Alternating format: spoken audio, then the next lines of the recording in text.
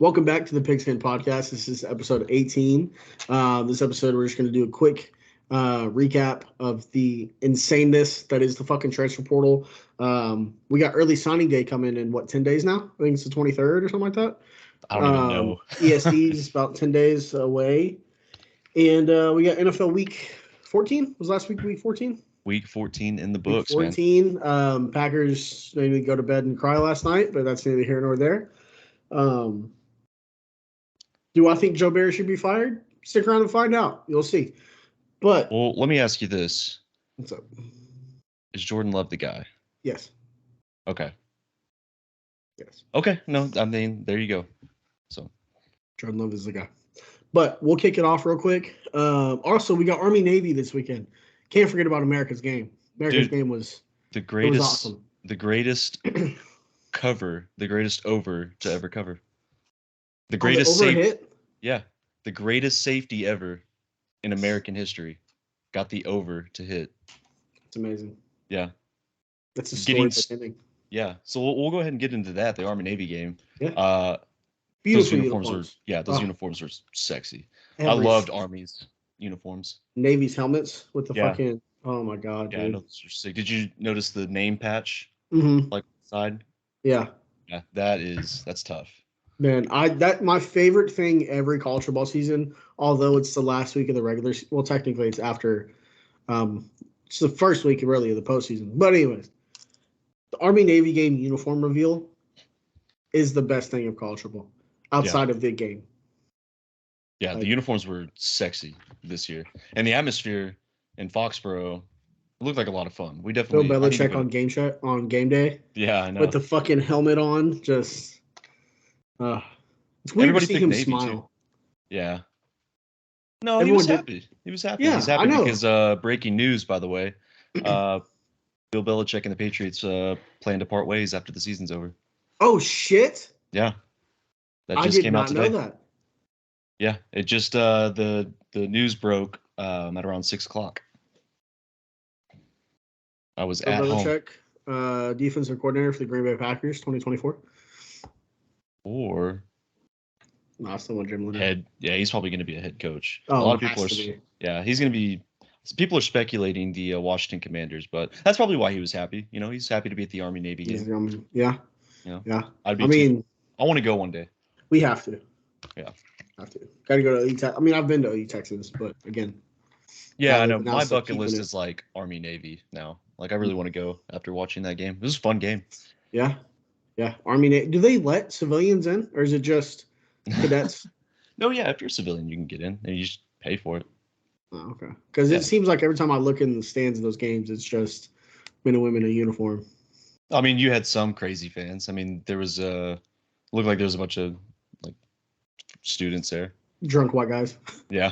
Me and you, wherever we go. Yeah, that just love Army-Navy. Football freaks. Football guys. It's the best game of the year. Weird how many shotgun snaps they took. Yeah. Well, I mean, it's kind of weird how many passes they threw, too. I know. Dude, it was like either halfway through the second quarter, about halftime, the Navy quarterback was 0 for 1 with an interception. Dude, that's what makes the game so great. So awesome. It's like the average football fan or like European couldn't comprehend like the Army-Navy game. Yeah. No, you have to be a special kind of retard to watch the Army-Navy game. Well, no, you just have to. I mean, yeah. Yeah. No, there's no other way around it. Yeah. But no, I liked Army's uniforms. They were sick. I also loved Navy's uniforms. To stuff your opponent at the goal line in the game's got to be like a high moment for your team. And then to kick it off, to save America, you decide to take a safety for the over to hit.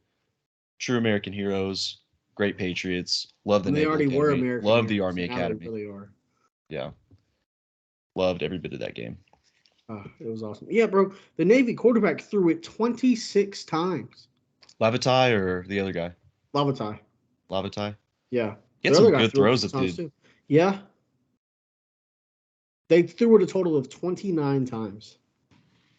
Who was this Kanye Aduo kid for Army? The running back. Who is he and where's he been and why is he not on my team? But he needs to be. Okay, look, I love the United States of America. All right. Serve your country. It's a good way Go to be a start. badass. All right, maybe he should be on the SEAL team, like that one fucking quarterback from Oh that yeah, D3 quarterback that's going into the Marines. yeah. Badass. Okay, but Kanye Uda, come to Norman, Oklahoma, man. Please. He's huge. He's like a He's fucking slim massive. Derrick Henry, and he's fast too. He's only listed at 6 foot. That's bullshit. No, he looked tall and he looked big. Like he was fast. What was he how was he recruited out of high school? Because there's no way he He had to be. It had to be an army. You know, he was like, "Hey, I want to go in the army," and they were like, "Son, you need to play for the football team." he went up to his recruiter and was like, I want to go into the military. He was like, you're gonna go to fucking West Point and Yeah. you're gonna run the goddamn triple option. And we're gonna go beat Navy. They didn't even have to run the triple option. They just handed it off to him, and Yeah, he I was know. just They could have just ran fucking like split zone or anything. yeah, yeah. Let's talk. Yeah, yeah. So the offenses in those games, typically it's just speed option, triple option. Mhm. They had some design runs, and I mean He it was a wasn't. 2-star out of St. Augustine Prep in the class of 2022. So he's a freshman or a sophomore. He's a sophomore. It's crazy. Maybe like a redshirt freshman last year. Probably, but yeah, he was the number 178 ranked running back in the class. The 44th ranked player in New Jersey. New Jersey. You think he was friends And with Tommy DeVito?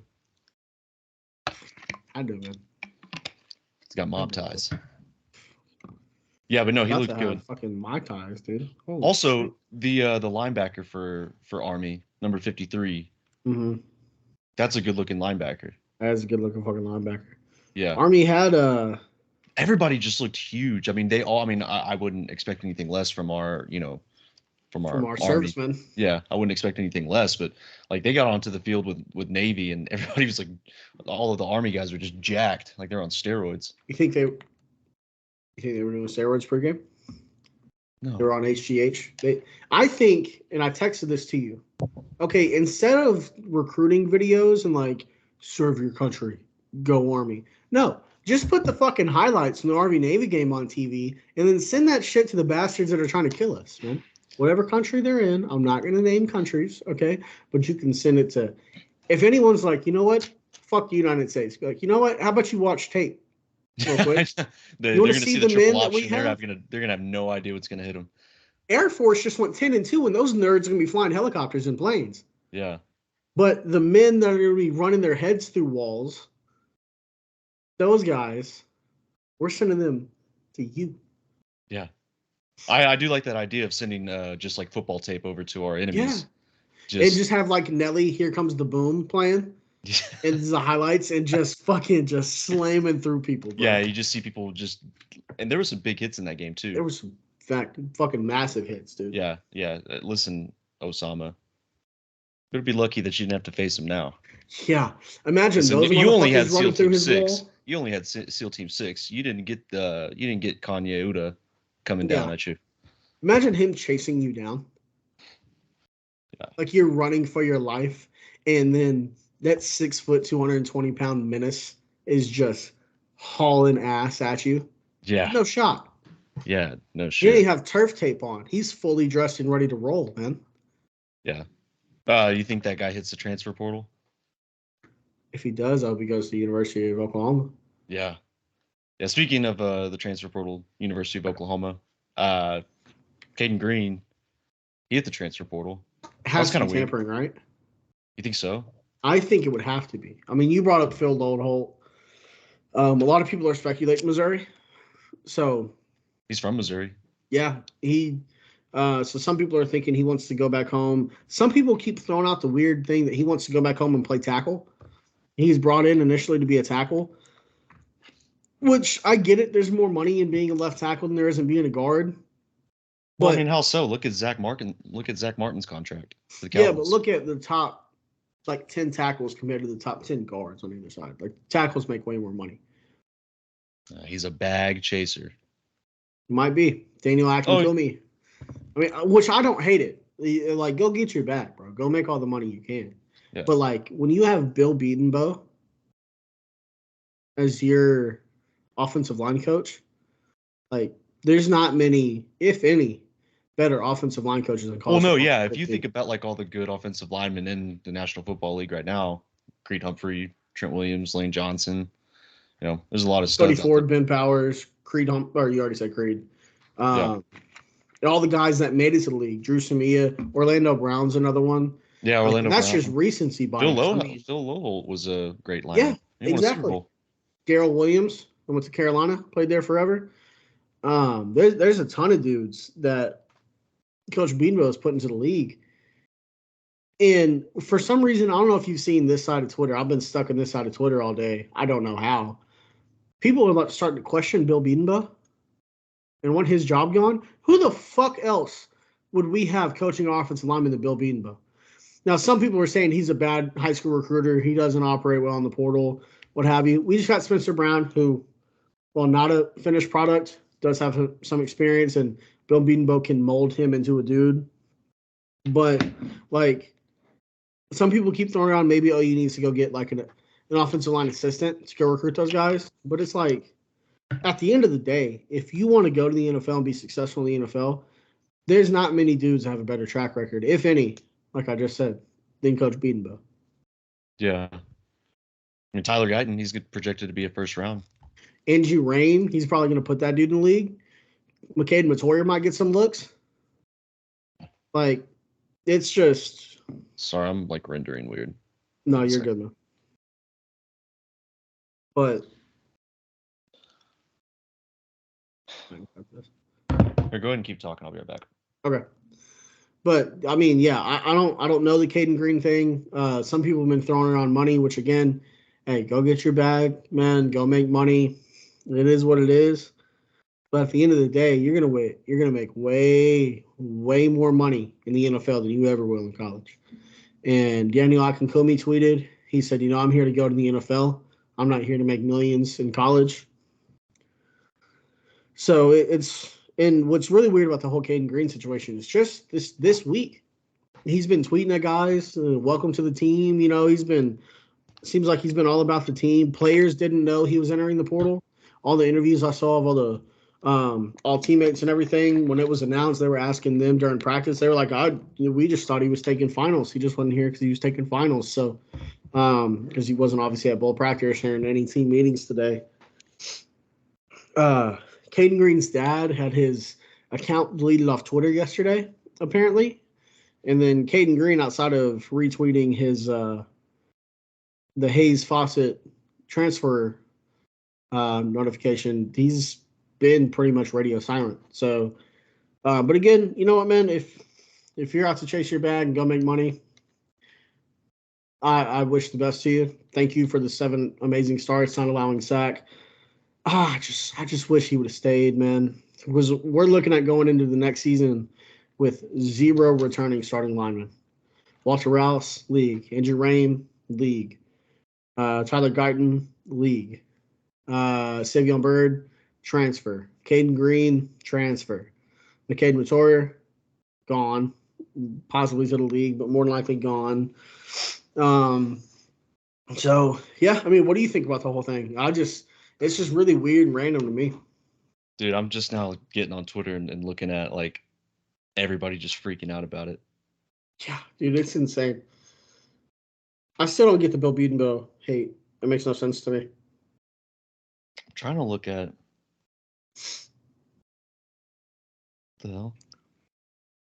No, it's a big loss. It's absolutely a big loss. That sucks. But hey, man, if you don't want to be here, don't. Oh, that's just like the reality we live in with the transfer portal now. Like with the transfer portal and NIL being in play, like people are losing guys left and right. Yeah. Like Alabama, they have to the transfer portal had lost highly touted offensive lineman last year. Mm-hmm. I mean, God, Georgia lost Adonai Mitchell, and then another, different. They lost Adonai Mitchell to Texas and Bear Alexander to USC. So, it happens. It's just nature of the game. It sucks. You did get, damn it, I forget his name already. It's slipping my tongue. Or slipping my mind.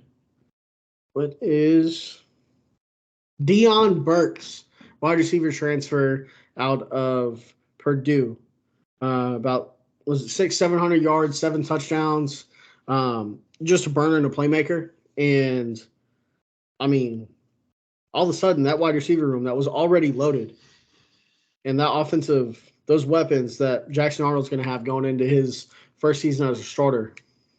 Dude, this I can't stop looking at this. I don't know if is he a Jets fan / OU fan? I don't know. His ad is unbearable season, and it's basically just him just saying he's just throwing out ridiculous takes, and it's honestly kind of funny. Like, I think that's what his Twitter basically is. You said unbearable season? Yeah, at unbearable_SZN. He's got a photo of Sauce Gardner with the cheese head on. And it's basically just I think this is just his niche, but it is kind of funny. The way OU underutilizes the NIL market, I wouldn't. Damn. What a dipshit. Anyways, it's got to be just bullshit.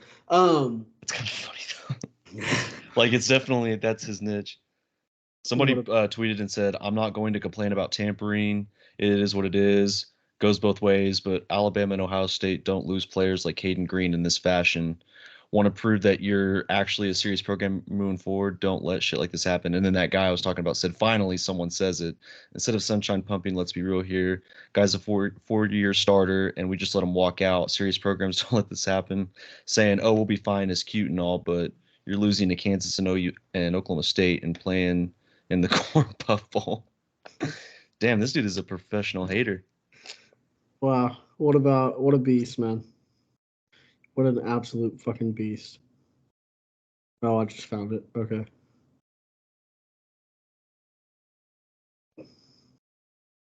Okay, so we can expect to see him only when bad shit happens to Oklahoma. But when the good stuff starts happening, he won't be out. Probably, yeah.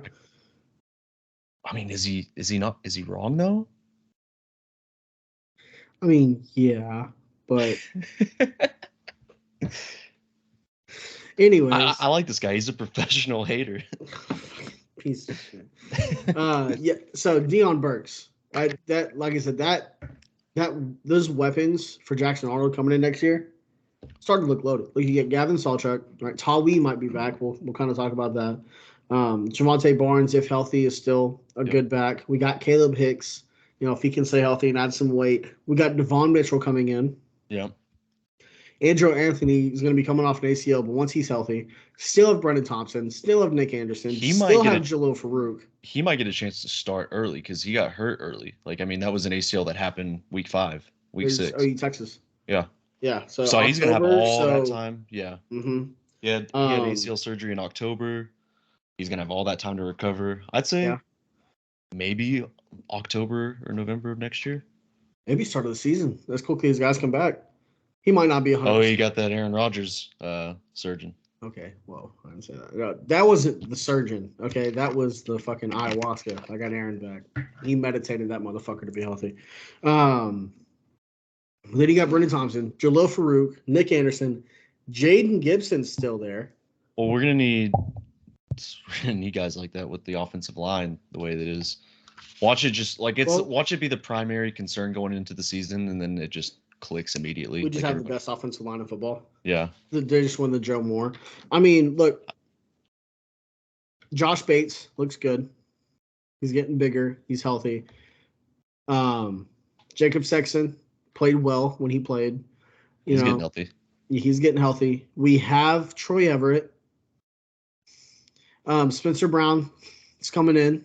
That might be a guy Bill can mold. You didn't sound very happy to say Troy Everett. He's good center, right? He might play center. Yeah, he showed some flashes. He showed some flashes, just not like top end stuff. But you never know. I mean, guys develop and stuff over the summer and spring and all. So look, while it looks, and he hasn't officially entered the portal yet. No, he did. He did officially enter? He officially entered, yep. Oh, I thought that was just his intention to enter. Yeah, I saw a post recently that said that he officially entered the transfer portal. Okay. Maybe he's just weighing his options, leverage. He could be, and obviously wait till he OU's says going to try to get him back. So, it's just one of those things that it happens from time to time. So, look, he seems like a smart kid. Maybe he'll, maybe he's weighing his options, or there's somebody that's trying to pay him a bag, and then he realizes it's all smoke and mirrors. yeah. And then, I mean, or he's maybe not officially gone. It's not like he's gone. It's just. What if he goes to Oregon? Like, what if DG is DG recruiting him? could be. DG's like, hey, I fucking like this kid. If he goes to USC, I might kill him. Yeah. Yeah. I Southern. don't think he would do that. South. I don't think he would do that either.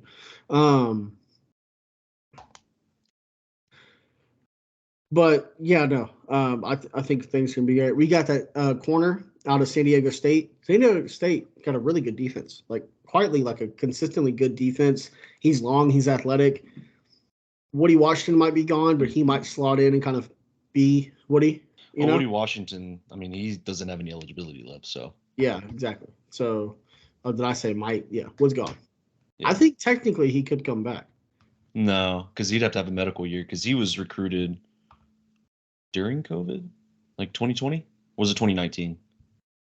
It'd have been like 2018. No, there's no way that it was 2018. It had to have been after. If he was recruited during COVID, he would have played 21, 22, 23. That'd have been 3 years. I'm pretty sure he committed and became a part of the team in 2020. I could be wrong. Well, we're gonna 2019. He's out of the 2019 class. So he could have a COVID year. He committed to OU in 2018. July 6, 2018. Oh, okay. Well, then we're gonna assume he's going to the draft. Yeah. It'd be probably maybe a 3rd round pick. I don't think that high. Probably day 3. I think very highly of him. So. I mean, I do too. I love Woody Washington. The fact that we didn't have to say Woody Washington's name that much means he did a great job. There's two position groups you don't ever want to talk about, and if you don't talk about them, they're doing a great job. That's your offensive linemen and your corners. If you're not in the NFL, it's a little different though. If you're not talking about them, then it's like, because everybody talks about like Sauce Gardner, Jair. Yeah, I guess that's fair. But so he might that kid from San Diego State might slot in and fill Woody's role and kind of just be that lockdown corner we don't really got to worry about. Or maybe guys stay healthy, Josiah Wagner. So there's a Gentry Williams. He'll be coming back more than likely if he stays healthy. That'll be good. Look, the most important piece on defense to keep is PJ right now. Yeah. PJ's definitely the most important piece. David Stone, he's like diehard Oklahoma fan, so he's staying. Mm-hmm. But, Hey, maybe, what's his name? Fuck, dude, I'm just blanking on names today. McKinley. That Texas A&M commit. He's pushed his signing back to February. He's not going to sign at the end of this month. He's going to sign in February. So there's still a shot. You can get him. I always find that weird. Like when they commit to the school, but then, I'm going to wait to sign. Yeah. Like why come out and commit, Yeah, no, exactly. Because they're like, yeah, I'm going to commit, but they leave their recruiting open. So, yeah. Now in the NIL thing, you might commit, and people are like, that's where you're going, and throw more money at you. So, but yeah, he's officially not signing until February, which I completely understand. All the things going on around Texas A&M, new head coach, his defensive line coach is now in Syracuse, a bunch of things going on. But other than that, OU still has a loaded defensive class coming in. Yeah, and they have a loaded class from last year with a ton of defensive talent that's just going to continue to get better and stronger. So OU is going to be fine. Yeah, obviously, we're talking about defense now. Yeah, we lost Cayden Green, retooling pretty much the entire offensive line, but OU should be fine. They're a top 5 program in the country for a reason. So yeah, they'll be fine. All the programs that Ohio State's going to be fine. They lost a bunch of dudes. They're going to be fine. Including their starting quarterback. Yeah. Well, how much of a starter was he really? He started the entire year, but is he that kind of caliber, He's good enough to start 13 games for him. 12 games for him. But we haven't even brought up the main thing. We haven't done a pod since this happened. Danny Stutsman's back. Yeah. Oh Dude, yeah. Duh. I was like video confused was for a second. badass, by the way.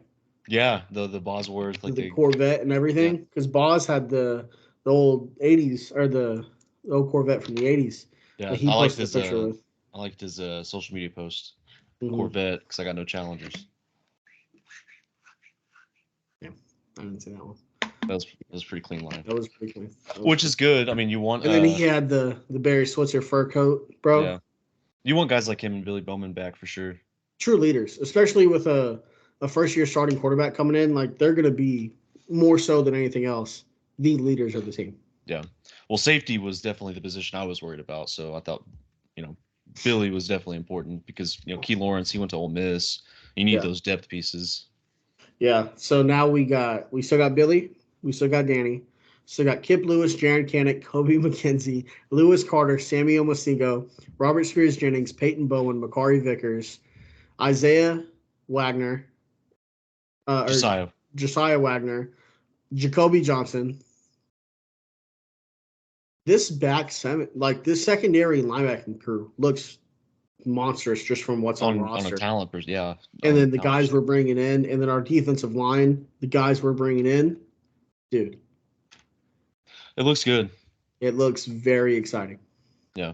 Defense isn't, I mean, whenever like your head coach is a defensive guy, it's kind of hard to lose players like that unless they just don't start and just like want a chance, like Kevin Gilliam. Yeah, Kevin Gilliam. Yeah. But like you're gonna lose pieces like in some areas. Just Cayden Green, true freshman, had a fantastic freshman year. He's probably there's a lot of people out there that want him and they're gonna pay him the bag and but Oklahoma's just is what gonna it have is. to tighten up, or maybe he just didn't like Schmitty's workouts. Who knows? Maybe. But anything else you want to talk? Riley Leonard, you had a pretty interesting thing with Riley Leonard. That was insane. He's going to go ahead.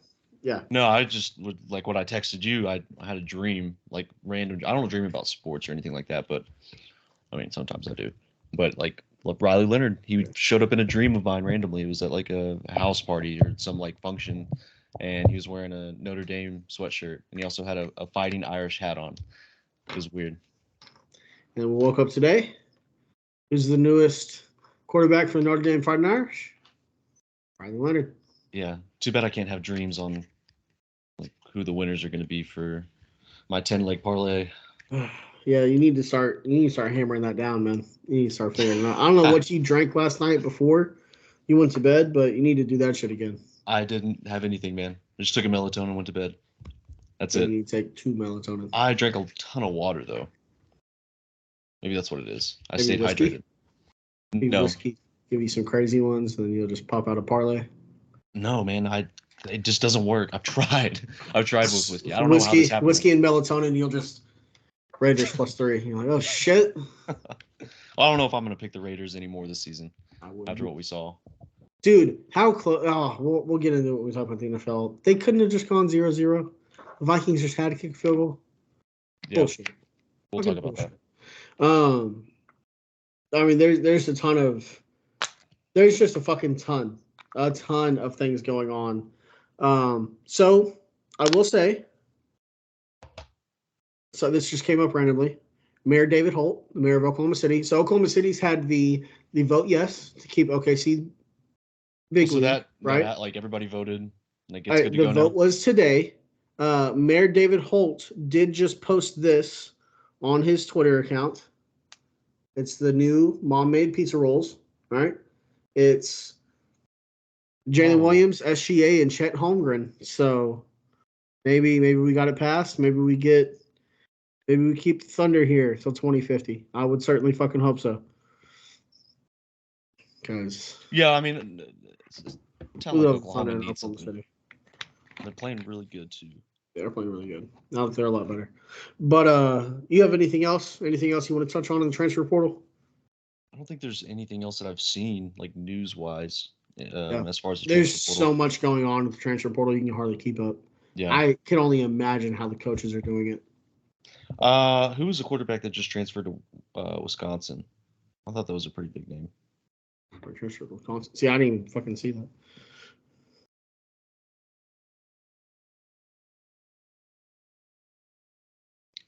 Oh, Tyler Van Dyke from Miami. Oh shit! Yeah, he just transferred to Wisconsin. So, That. Nick Evers. I don't know, man. I don't know. They showed a video of him like in practice where he was throwing the ball around. He looked good. I've always been high on Nick Evers. I've always liked him. Yeah. I don't know what it is. I heard USC still searching for a quarterback.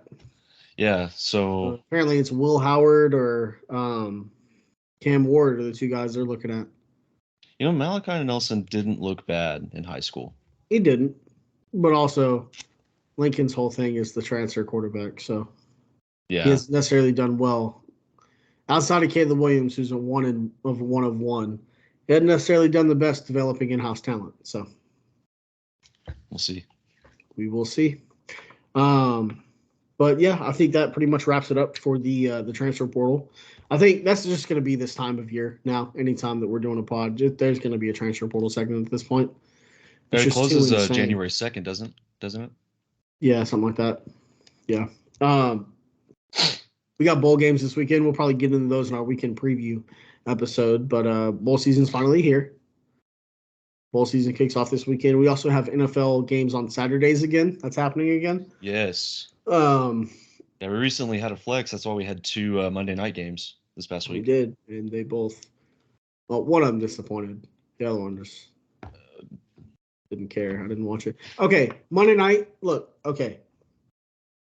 ESPN. When it comes to Monday Night Football, I know you put the games on ESPN Plus as well. If you're going to put it on ESPN Plus, that's when you can do the split screen. Okay? I am watching the game to watch the fucking Packers play. Well, if you get YouTube TV, you can do the split screen. Like you can watch both games at the same time. And so it was frustrating to like watch like the game and then one team would get in the red zone and they would show it. Is that what you're talking about? Yes. Like, which I wasn't splitting it because I was just watching the Packers game and I was watching the Dolphins game on my phone. But on my fucking 60-inch TV that I bought to watch the fucking Packers in 4K, I don't want to watch them at 32 fucking inches, okay? I don't want to sacrifice half my goddamn screen to watch the Dolphins in an even smaller screen and the Packers in a small screen. That's not what I'm doing. This is not split screen zombies, bro. Okay? Show the fucking game in the full screen. When I want to watch Red Zone, I'll watch Red Zone. That's all I got to say. All I got to say.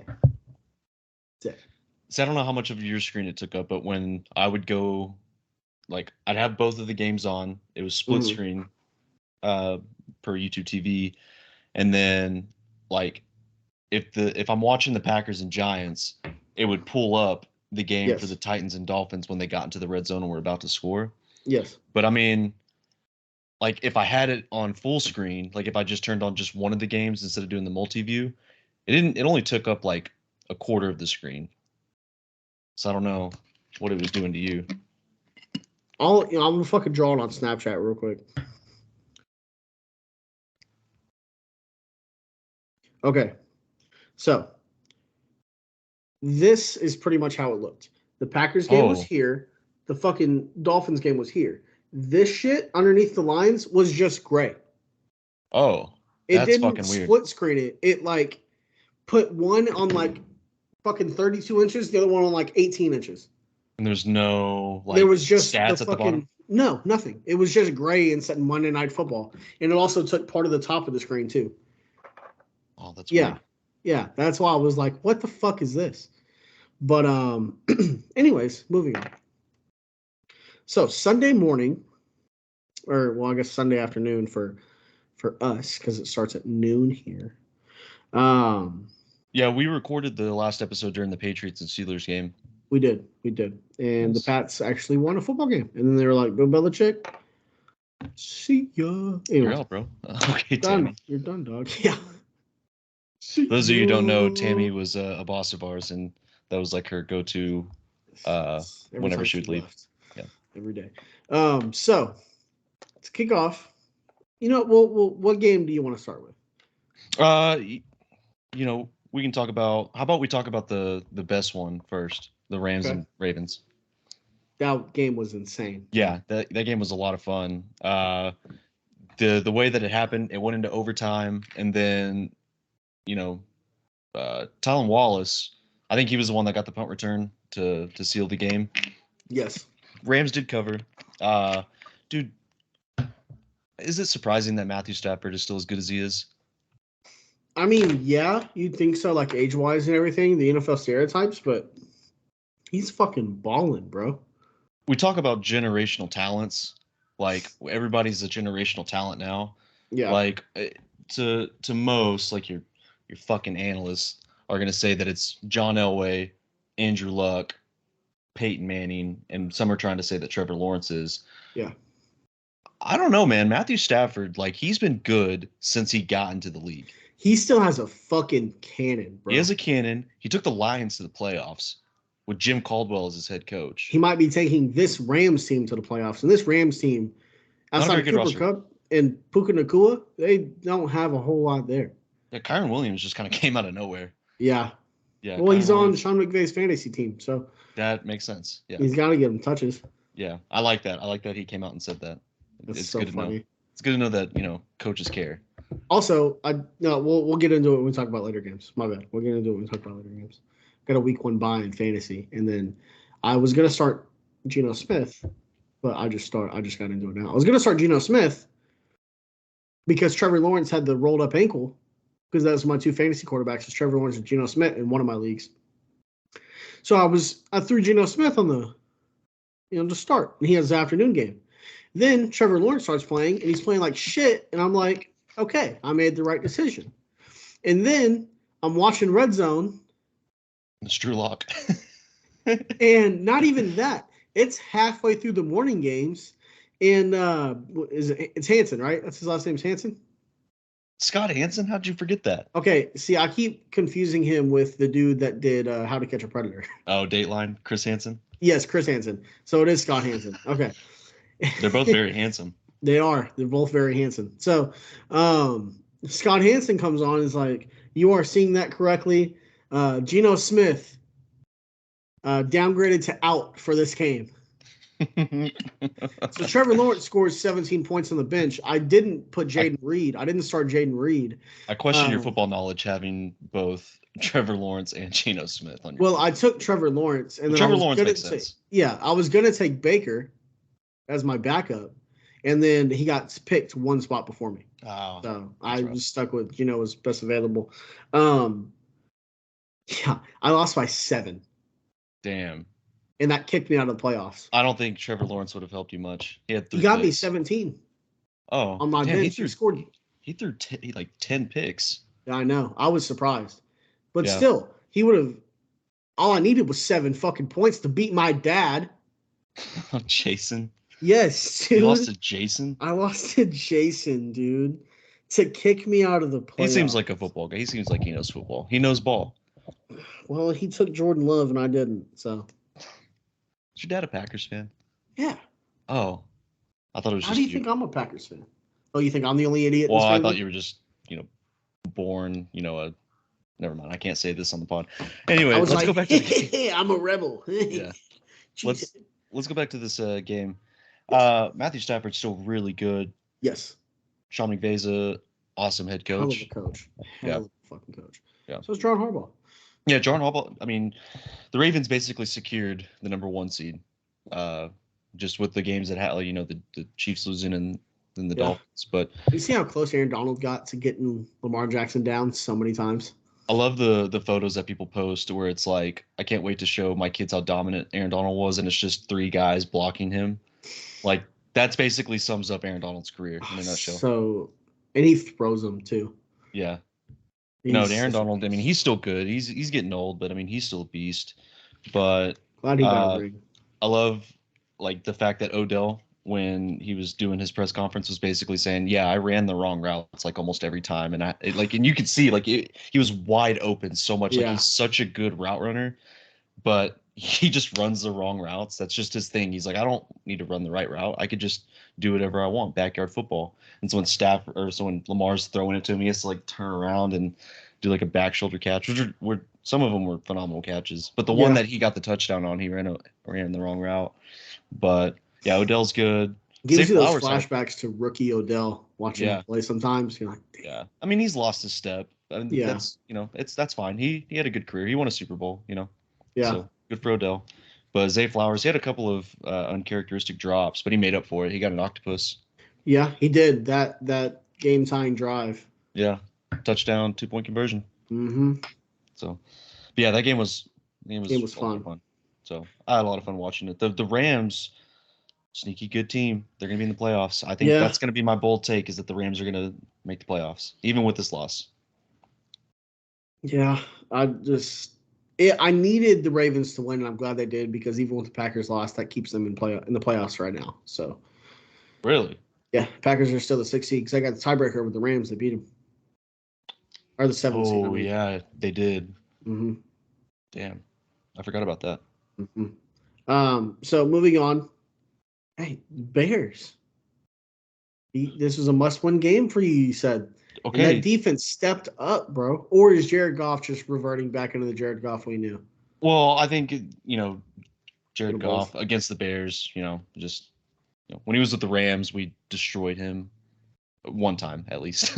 There were a couple of other times that he destroyed us, but that one time against the Rams in 2018, when we had a good defense, when we had everything together, Vic Fangio, we destroyed him. And now, I don't know, man.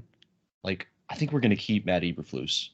Like, that defense has gotten a lot better. Yeah. Like, a lot of young pieces too. Yeah, a lot of things are starting to gel together.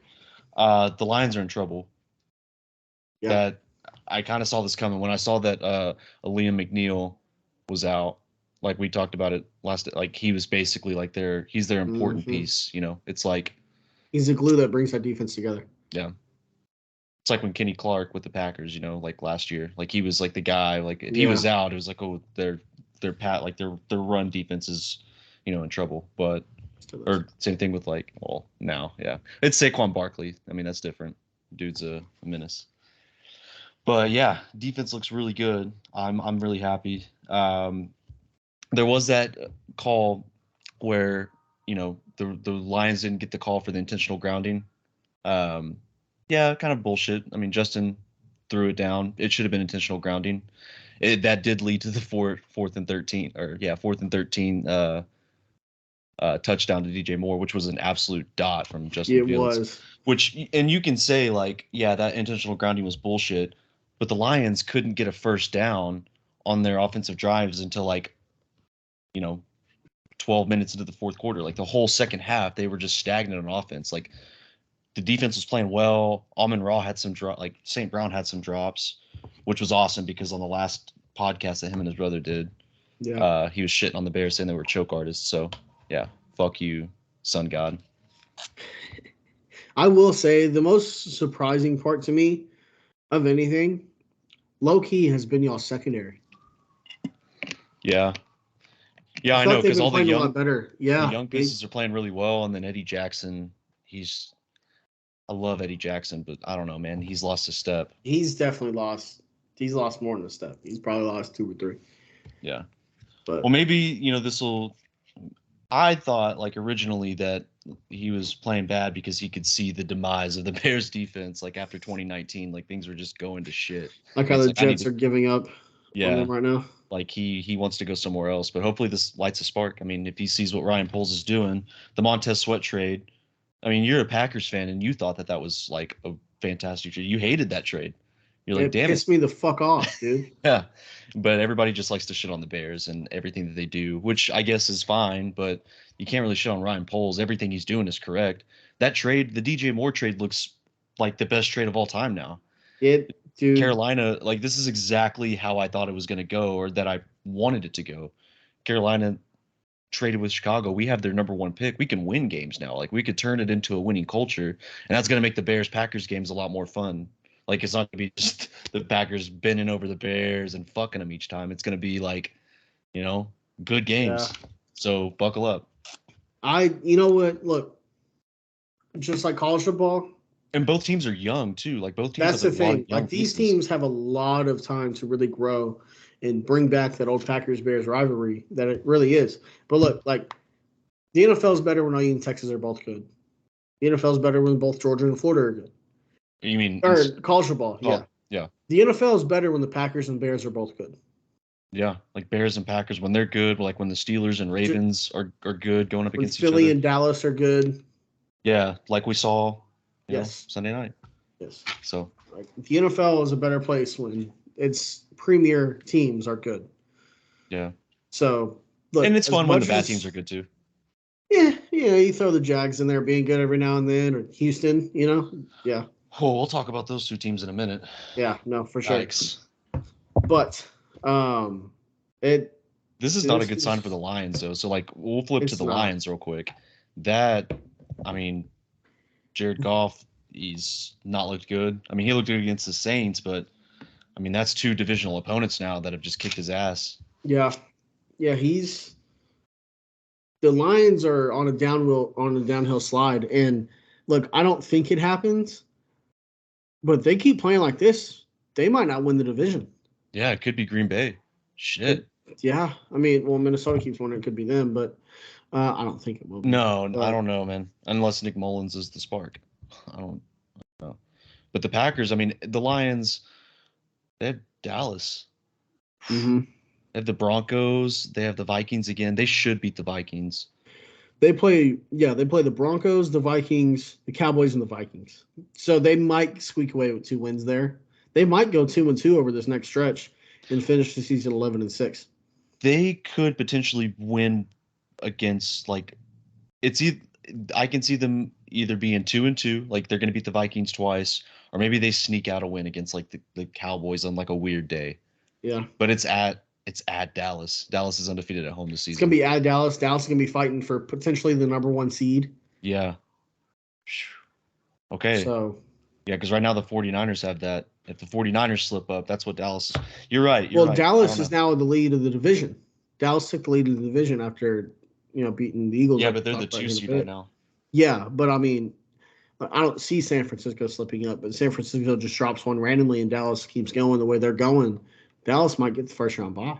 Yeah, I know. And so the Lions, which I hope to fucking God does not happen, because if the Packers lose to the fucking 49ers in the playoffs, no matter how bad the Packers are, it's Vietnam flashbacks. Dude, it hurts my fucking soul every time.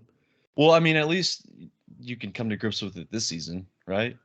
Fair enough. I mean, I didn't even think we were going to fucking make the goddamn playoffs this year, let alone be competitive. So, the fact that we're in a playoff position 4 weeks ago in the season, fine by me.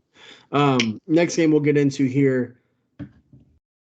Jake Browning, the Colts, man, kind of rolling. Yeah. So it's humming. It was an Apple Cup matchup between Jake Browning and Gardner Minshew. It was. But I like that my take was right about the Bengals. Yeah. Like, they're still a good team, and I'm sure they, like, even though Joe Burrow's out, when you have that good of a team and you've got a team that always, or for the past 2 seasons, has gone to the AFC Championship game. You got a winning culture there. Yeah. You're used to winning. Mm-hmm. So that was my thought process was, well, there's no way Zach Thomas and like that coaching staff is going to let this team just say, hey, fuck it, Joe Burrow's Zach out. Taylor. Yeah. Who did I say? Zach Thomas. Oh. It's like, is this the right tackle for the Packers we're talking about here? Zach Tom? No. He is a beast. Zach Taylor. I always get Zach Taylor and Jason Taylor confused. Like the old. Yeah, I get Chris and Scott Hansen's. Yeah. That's very different shows. Yeah, no, Zach Taylor featured on one. The team is, the Bengals do this every season. Yeah. Or, yeah, completely different shows. But the Bengals do this. They've done this the past like 3 seasons. They start off rough. They get things going. Weather gets cold. They start looking like a dominant team. I think as young and athletic as they are, they're weirdly a cold weather team. Yeah. Like, you'd think they'd be like the fucking Steelers or Ravens coming in there to be your cold weather team. No, it's the fucking Bengals. Yeah. No, the Bengals. It's also the AFC North, but. Yeah. Well, with the way things are going, they could be pushing for like a playoff spot. Like they could be second in the division. I don't know. I mean, Yeah. the Browns are still good, but if the Steelers can't get things right, they may be losing the division. It's just the fact that they can't fucking score, dude. That's the Yeah. Steelers' problem. They need a Now, coordinator. the Browns have oddly turned it around with Joe Flacco. He's Yeah. elite. He's fucking elite. Yeah. Did you see the stat? Joe Flacco has produced more 250-yard games and 2 touchdowns in the last 2 weeks than the Steelers have since Big Ben retired. He also threw more 30-yard passes, or like he's had 2 games with 30-yard completions, like 3 of them in the past 2 games. That's the most since 1980 for a Browns quarterback. That's fucking ridiculous. But yeah, Jake Browning, he doesn't look terrible, man. No, I mean he had a bad pick. Yeah, happens. Yeah, it happens. Young quarterback, it happens. Yeah, but yeah, no, I mean it was pretty close. I mean, what's their remaining schedule? It was close until the second half. Yeah, they're 7-6. They got the Vikings this weekend on Saturday. Win. Then they play the Steelers the following Saturday. That's a tough defense. Then they got the Chiefs and Browns to finish the season. Oof. Browns probably win that game. The Browns just for some reason always own the Bengals. They really do, bro. Outside of the year, they went 0-16. The Browns usually just shit pump the Bengals. Well, it started in 2018, like when Baker got there. Yeah. And then ever since, like it just the Bengals just have a Browns problem. It's in their pants when they show up, dude. But yeah, fucking the Chiefs are 8-5. That's hilarious. I wonder what Jim Irsay's thinking about that game right now. He's probably thinking about a little bit of whiskey. Yeah. Punching something, yelling some slurs, No, that's not true. It's not true. He came out and made a statement. Okay. Oh, wow. His wife is black, or something like that. He was raised by like a black woman. Hilarious. So, moving on.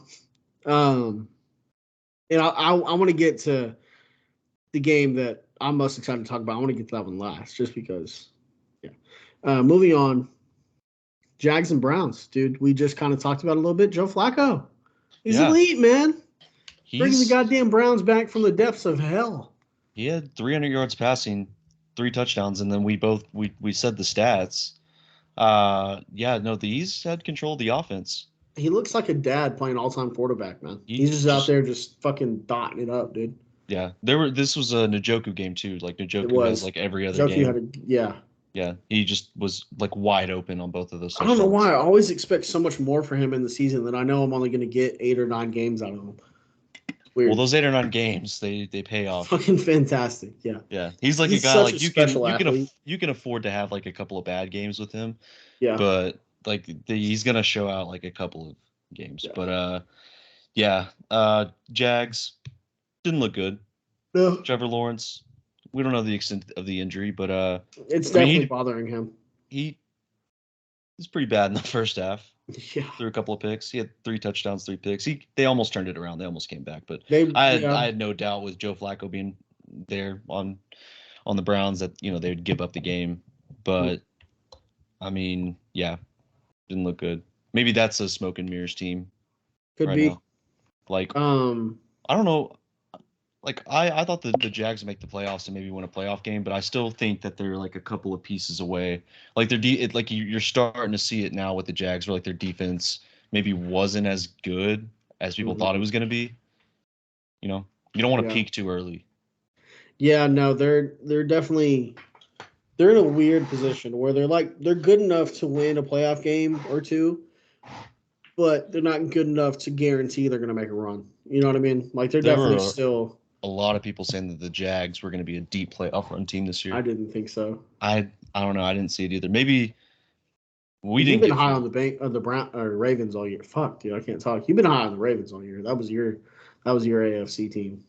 Really in, but just the pieces they added, like receivers. Now they need Mark Andrews, but likely looked good. But yeah, if they want to like make a deep run, Mark Andrews is definitely like a key contributor. Yeah. No, for sure. But of course, we knew that. Yeah, exactly. You guys. Yeah. We saw Baker do it with him just way too often. Yeah. So, I mean, I don't know. What do you think, like, as far as like the Jags getting into the playoffs? They're a one and done team, in my opinion. I think the Texans have a better shot at making noise in the playoffs. Well, I don't know. CJ Stroud got pretty fucked up. Tank Dell. Tank Dell's done. We'll just move on to that game real quick. Yeah. I mean, the Uh, Texans had a shot to take over the back-to-back weeks. The Texans could have taken the lead in the division. yeah. Well, they wouldn't have had it this week actually because the Jags hold the tiebreaker. Well, let me give you a couple of things real quick. Let's throw some stuff out there real quick. Mm-hmm. If I told you that the over was going to cover or the over was going to hit on this game, Mm-hmm. and that there was going to be a team that was going to score 30 points, which team do you think was going to be the main contributor in that? I mean, you naturally think it's the Texans. Well, guess who it was? Fucking Jets. Yeah, if I told you that there was going to be a quarterback that was going to throw for 300 yards and take full control of his offense, who would you thought it would have been? And again, actually, you would have thought it would be CJ Stroud. Yeah, Zach Wilson. Zach Wilson, man. He He looked good, dude. he unlocked Nathaniel Hackett's offense. Did Rodgers give him anything? You think so? I had to have been. Yeah. Yeah, I know. Dude, also, for I all kept that talking scoring, myself. second half, it was 0-0 Yeah. at halftime. Yeah, he looked like he was having fun. That's what he said. Felt like he was back at BYU. Maybe he saw some religious milfs in the stands. Yeah, that's what I'm thinking it was. Yeah. I don't know. It's something just like after the podcast ended on the last episode. I went out Friday night with some friends and a buddy of mine, Mikey. He's a Jets fan, and so I was like he knows the season's over. Like he's pretty bummed with everything that's happened. And I was like, well, the Jets can they can make a playoff run. You're good, man. He's like, dude, stop. You're giving up my hopes. And I started talking myself into it. I was like, CJ Stroud hasn't had like a rookie game like in a while. Like the Cardinals was the last one. Like every rookie quarterback has at least 2 or 3 games where things just don't click. Yeah. Tank Dell got hurt. Nico Collins got hurt on the first drive, and then they just couldn't do anything after that. Hey, you talk about the Jets making a playoff run, and we sit here and laugh. Outside of going to the Dolphins this weekend, they have the Commanders, the Browns. They have the Commanders, the Browns, and the Patriots. If they beat the Dolphins, who's to say Aaron doesn't come back and they just fucking win out? Behind that offensive line? I mean, they could. Let's see. They're 5-8. They are currently. They have to win the rest of their games. The 14 seed. They have no room for error if they're going to make the playoffs. Well, yeah, they have no room for error, and a lot of teams have to lose, including teams like the Texans. It's happened with the Packers, though. You remember that year where Aaron made the table? Yeah. Yeah, everything happened the way that it did. It would not surprise me. And it started with beating the. Actually, it would very much surprise me if the Jets somehow got into the playoffs. It would too, because they have to have a lot more go their way than the Packers needed. Because the Packers were 4-6 then. It went 10-6. The Jets are 5-8. Yeah, so they're gonna have to win they're gonna have to win those 4 games, which I don't know. Not gonna happen. Can we trust Zach Wilson that much? Really, outside of their game next week against the Dolphins, that's the only one that I'm like they shouldn't win. Outside of that, I mean, they can beat the Commanders. Yeah. The Browns, the Browns are kind of rolling right now, but they could beat the Browns. They can certainly beat the Pats. Browns have had a roller coaster of a season, though, like with everything that's happened. So, I mean, it wouldn't shock me. But, yeah, the Jets, that was shocking. It's not impossible. That's the thing that's scary is it's not impossible. With the NFL, nothing's impossible. Unless a team's mathematically eliminated, like the Panthers, it's not impossible. Yeah, or the Patriots just got eliminated too. Yeah, that is true. So, I'm surprised that the Cardinals haven't been eliminated yet. No, did you see? So, there's a path the Cardinals can make it at 7-10. Really? There is, yeah. I'll send it to you, but they have to lose. The Packers have to go 1-3, and that one game they win has to be beating the Vikings. The Vikings have to lose out. The Bears have to lose out. Like a bunch of shit has to happen. I think the Saints have to lose out. Like a bunch of shit has to happen. Wow. Yeah, but it's still technically possible for the Cardinals to make it at 7-10. If there's a will, there's a way. There's a chance. You know, maybe you take the controller out of Kyler Murray's hand and let him just go out there and just only beat ball. Or maybe he should like continue to like play the controller, but like play Madden. Maybe Just like play as himself. Be like, hey, my what buddy, could I my do? buddy Kyle's doing sports management at Oklahoma State, and for his final, he was going to turn in his team on Madden. He's in the year 2030, and he's like, bro, I've won 4 straight Super Bowls. Like, this is my team, dude. Who's his team? I don't remember who he chose. He's a Cowboys fan though, naturally. So Gross. yeah, I hate him. I'll drink with him. But anyways, I'm just kidding, Kyle. I love you. So we'll get into this last morning game before we talk about the game that I think we're both most excited about, outside of your Bears. Saints just kind of destroyed the Panthers. The NFC South is a chore to watch. Like, Unless Baker's winning. yeah, like I feel like that's the only time I actually have fun watching the NFC South. But Panthers, I mean, that was a rough game to watch. Like, tough.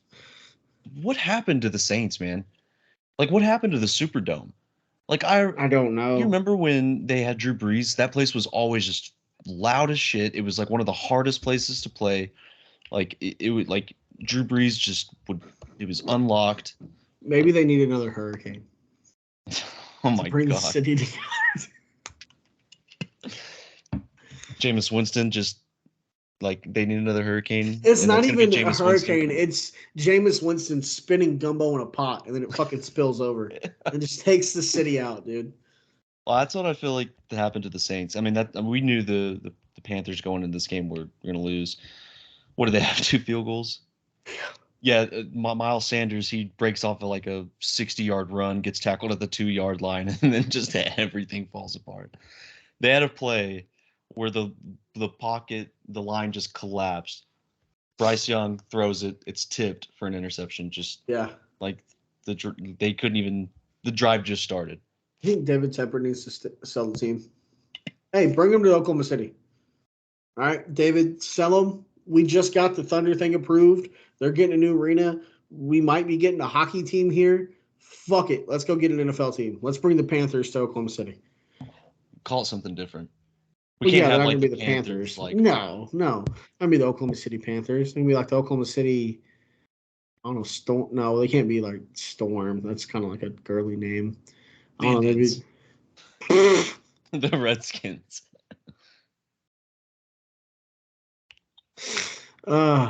Oklahoma City, stay in your corner. That's what they're going to be. Bison? No, maybe. I think it'd be dope. I think they need maybe the Stampede, No, that's the Longhorns thing. Oh, yeah, that's right. Yeah. No, but fuck it. I'm going to start a petition right now. Let's bring the Carolina Panthers to Oklahoma City. Yeah. They can name them, Derek. Name them the Supersonics. No, I'm just kidding. I'm surprised Derek Carr started. He has 2 surprised broken he's ribs. Still alive. He's been getting murdered. 6 broken ribs? Yeah. He just gets murdered every time he steps out there. Yeah, I know. Fucked up hand. Like the fact that he's still playing. I mean, he's trying to be Drew Brees. Yeah, he's going to wake up one day at 40 and his elbow's just going to be gone. Yeah. No, I just... Yeah. I was not upset when they weren't showing it on Red Zone. No, I forgot it was happening. And then pulled it up. I was like, I'm just I want to see maybe this game is going to be so bad that it's entertaining. No, it was just it was bad and it was not entertaining. Yeah, no, it was awful. But the game that I'm most excited to talk about, Baker with a game-winning 70-yard drive and he dropped a couple dimes. What? Drive? When was the last time that happened? Multiple times in his career. Yeah, it's crazy. I still can't believe Baker is a gamer. Browns are a poverty franchise, and I looks like he's pissed being there. When Todd Bowles would the frustration in his face, I looked at it and I was like, man, I thought this was gonna go way different. I thought the Bucks would be a good team, or at least a 10-win team. They still 10-7, but I don't know. I don't think so. Packers need to beat them. Yeah. Are probably going to beat them. I think the Saints might get the one in the rematch. They'll go 8-9. Could still win the NFC South though. Yeah. 8-9, and then they'll be in the playoffs.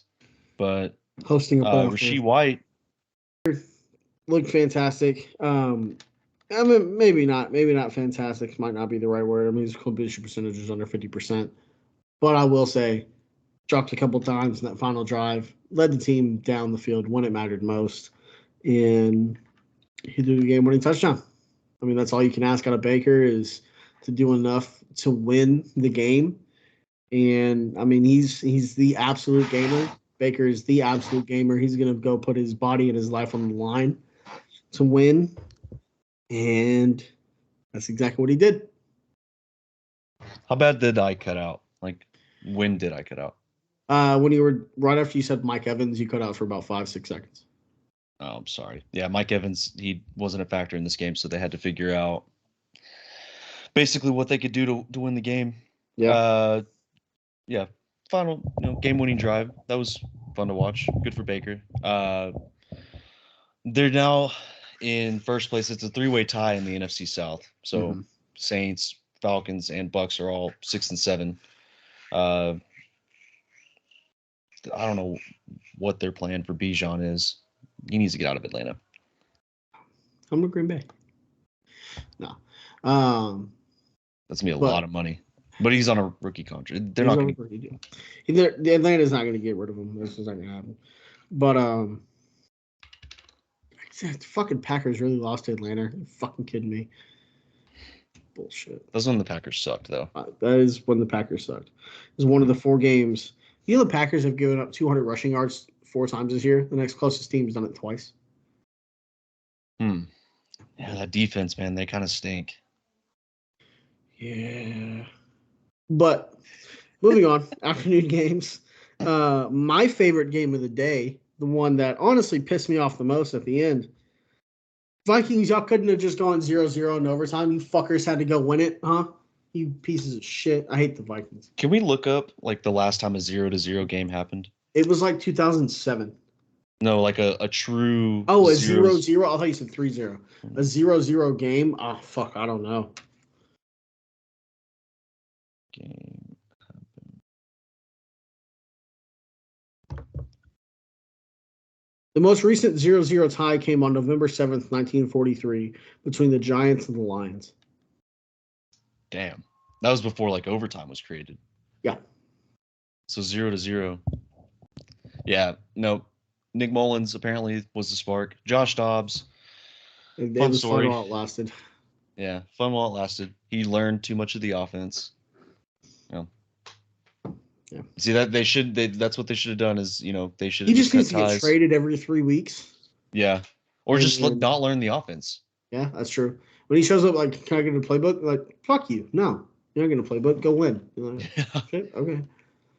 I mean, that sucked. I mean, he is, like an aerospace engineer or whatever. He can figure the fuck out. It'll be fine. Yeah. Remember when people were dressing up as astronauts to go watch him play? Now they're like, bench him. Yeah. Never let him play again. The Cardinals spent all this money. So now Nick Mullins is going to be the starter for the next game they play against the Lions. Oof. It'll be a toughie. 0-0. I was rooting for it. I was too. Like, the game was just so bad. I was like, the only way they can make up for how bad this game was just go 0-0 in overtime. Nobody scores. It's a tie. 0-0 tie has to happen. I forget where we were at, but me and my girlfriend were walking around, and I was watching the game, and they kicked a field goal, and I was like, fuck! Yeah, it was down to like the last like 20 seconds or like minute. Like 2 minutes. Oh. Like 2.5 minutes is when they hit it. I was like, you're fucking kidding me. Well, good for the Vikings defense then. Yeah. Well, shit. Yeah. I mean, Brian Flores, if you think about it, it didn't look like there were any steps that had been taken for the Vikings defense. Yeah. Like to pull it together and to be good. But I saw something where apparently Brian Flores created basically a brand new like zone blitzing scheme that the NFL has never done before. And he said, "Fuck it, like you're gonna have to learn how to go against this defense." And Packers lost to both of these teams I also saw back when they were shitty though. So who was it? Josh Metellus. mm-hmm. He basically He's played played every position. Did you see outside that of stat? Has he played nose tackle too? Yes. Holy Nose tackle, shit. edge rusher, Both both. edges, all three linebacker spots. Mike Will Sam. He's played both safety spots and corner and nickel. Both corners and nickel. I guess that helps, when you invent a brand new defense to have a guy that can basically play every position. Does he have any college eligibility left? Does he want to play Cheetah for Brent Venables? Hey, you don't believe in Deshaun McCullough? I do believe in the Samakola, but he can be, instead of playing his 1/11th, he can do 11/11ths apparently. So we can't have everything, Dalton. We can't. I know it sucks. My bad. It does, dude. It hurts my soul. Being a white, I'm used to having whatever I want, but doesn't always go that way. Yeah. Definitely. Especially food. That's why I'm so big. Anyways, yeah, no, they're just disappointing. This game didn't end 0-0, or at least go into overtime. If it would have won in overtime at 0-0, I'd have been much happier. Shit. It would have been just nice just to have a 0-0 game. That's the first time. How long had it been? They were talking about in the red zone that we've had 2 games go 0-0 at halftime. It'd been a while. Really? Yeah, it'd been a few years. I don't remember exactly how long. Next game here. Chargers. I mean, it's not technically the next game, but it's the next game I want to talk about. Chargers dusted by the Broncos 24-7. Justin Herbert looks like he's going to be done for a little while. East Stick is officially their starting quarterback going forward. Max Duggan's gotten the bump from the practice squad, though. Yeah, coming and be a backup quarterback. That's cool. I expect him to probably make a start. I'd like to see some Max Duggan in the NFL. It'd be fun. Let him get out there, get jiggy with it. Maybe go win a Heisman or runner up. Maybe he loses 67 to fucking 7. You never know, but it'd be fun to see him go out there. The quarterback injuries this season have been just ridiculous, man. Yeah. Like absolutely ridiculous. And yet the NFL's still kind of been fun in a way. Like it feels like 07 college football season. Yeah. Like it's just craziness everywhere. Yeah, I know. I was thinking about that. I was like, if I can go back in time and simulate like a season, it'd be the 07 college football where everything was just nuts. Yeah. Kansas was like number 2. Yeah, with a shot to play in the national championship game, then they lost to Missouri, who was the number 1, and then OU beat Missouri in the Big 12 championship game. Yeah. And we got 2. Was it a 2-loss team in the national championship game? Anyway, it was insane. That was the last time Kansas was good. It feels like there's. I mean, like growing up when I was watching the NFL, there was always 2 teams. It was like these are like the 2 clear-cut teams that are going to get in. It's usually the Patriots and then some team in the or like like the 2010 the Saints and Colts. It was like these are the 2 teams that are going to be in the Super Bowl. Or like the Ravens and Niners, or that 2012 Super Bowl. It was like these are the 2 teams that are going to be in. The Broncos and Seahawks, like those are the 2 clear-cut favorites that are going to be in. Like you just knew, or maybe we were smart as kids. Who knows? We watch so much football now. We don't know who's the best. Life going on, man. But it feels like the 2 best right now that are going to be in the Super Bowl are the Ravens and 49ers. But that's the way it leans, but with how crazy this year's been, I doubt that's the Super Bowl. Yeah, I know. I'd almost put more money on either one of them not making it than both of them making it.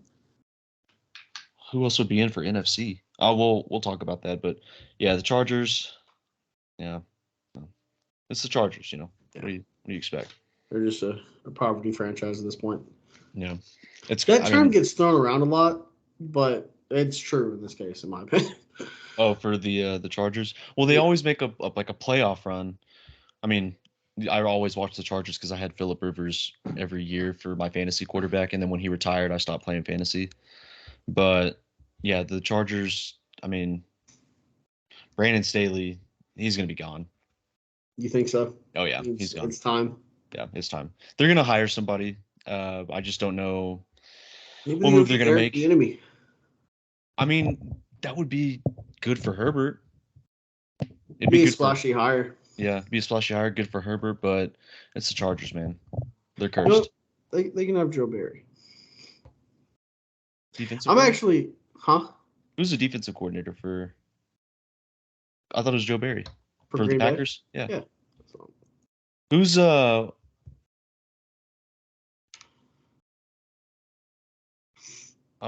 looking up Green Bay's coaching stuff. yeah, no, I mean, they did retire, or not retire, but they did induct Antonio Gates into their Ring of Honor. That was pretty cool. Good for him. Antonio Gates, the Hall of Fame. Oh yeah, no, because Philip Rivers was there. I was very happy to see him. Yeah. I mean, very happy. But Antonio, yeah, we forget, like we always talk about like Tom Brady and Gronk, which they are like the best like quarterback tight end duo. Mm-hmm. People forget Philip Rivers, Antonio Gates. I was an elite fucking duo. Yeah, it was. I was like your Pat Mahomes and Tyreek Hill, or Pat Mahomes and Travis Kelce, like, Yeah. or your Yeah. Aaron and Jordy. Like, that was Yeah. elite, bro. Was Jordy a tight end? No, Jordy played receiver. You fucking dipshit, you can do that. Well, who was the tight end?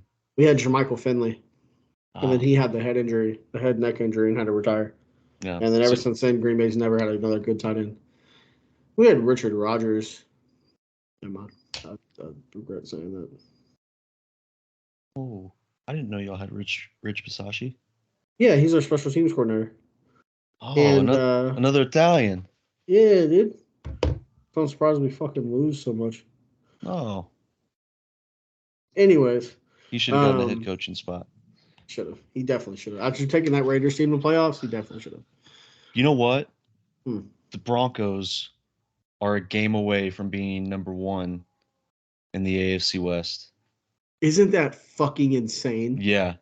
To have that start in September. And they have the Lions, the Patriots, the Chargers, and the Raiders. Those are all winnable games.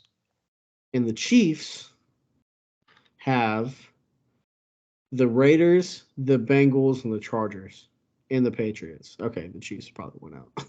They might lose to the Bengals. The Bengals have kind of had the Chiefs number. Where's it at? Where's it at? It is. It's in Arrowhead. It's in Arrowhead. Oh, okay, so that's a win for the Bengals. Okay, because it's fair enough. Yeah, it's Burrowhead. Remember? I forgot about that. Yeah, it can be Browning Head. Okay, so the Broncos have a realistic shot of being division champs. Yeah, division champs, and then if they turn it around, Sean Payton, comeback player of the year. Dude. Not even coach of the year.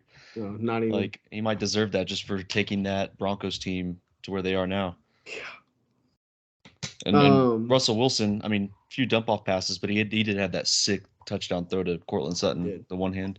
Him and Cortland Sutton just come up with a dope-ass play just about every week. Also, just hand the ball to P. Ryan. Yes. He's a good running back. You see him post that video of him shaking fucking Kenneth Murray? Mm-hmm. I was like, bro, come on now. Hey, they're friends. He shook the shit out of K9, bro. He ran right past him. I love seeing P. Ryan. Every time P. Ryan gets the ball, I'm like, yes, go. It's like such a cool name, too.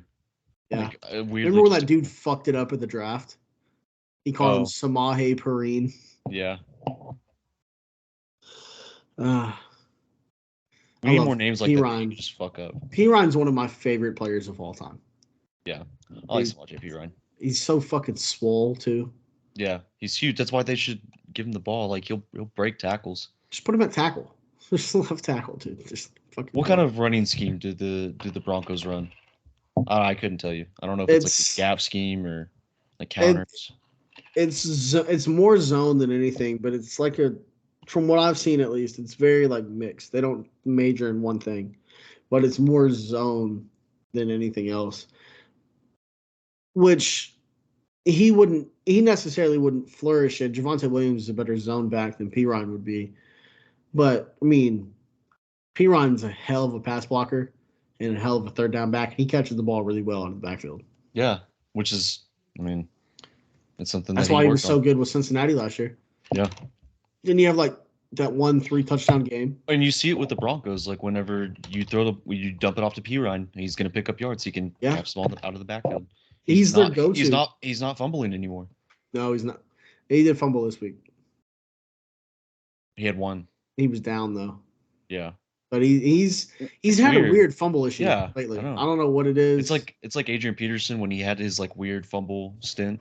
It's yeah. like, that's It's out of weird. nowhere. You're just like, oh, I can go strip the ball from him. Maybe he's too swole that Yeah, you think maybe that's like what it is? Like he he can't just go yeah. into the ball. Maybe. I don't know. Okay, so does he need to, maybe cut down on the steroids a little bit?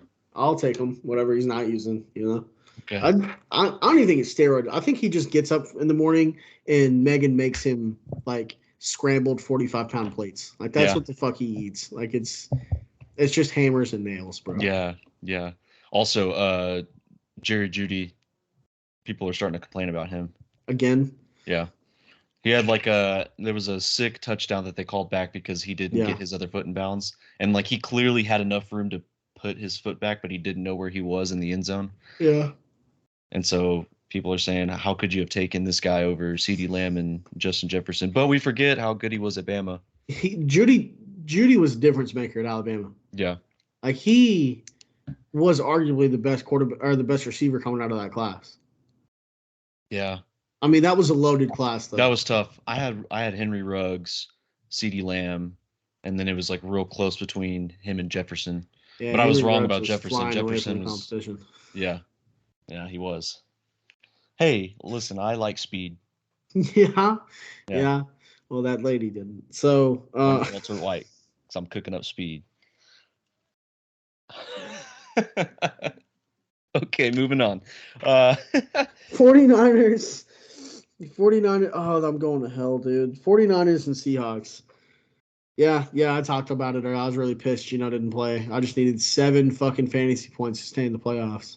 Yeah, you want to know how scary this fucking 49ers team is? Well, the fact that they can give the ball to Debo anywhere on the field and he can turn it into a touchdown. Yeah, he had a 70.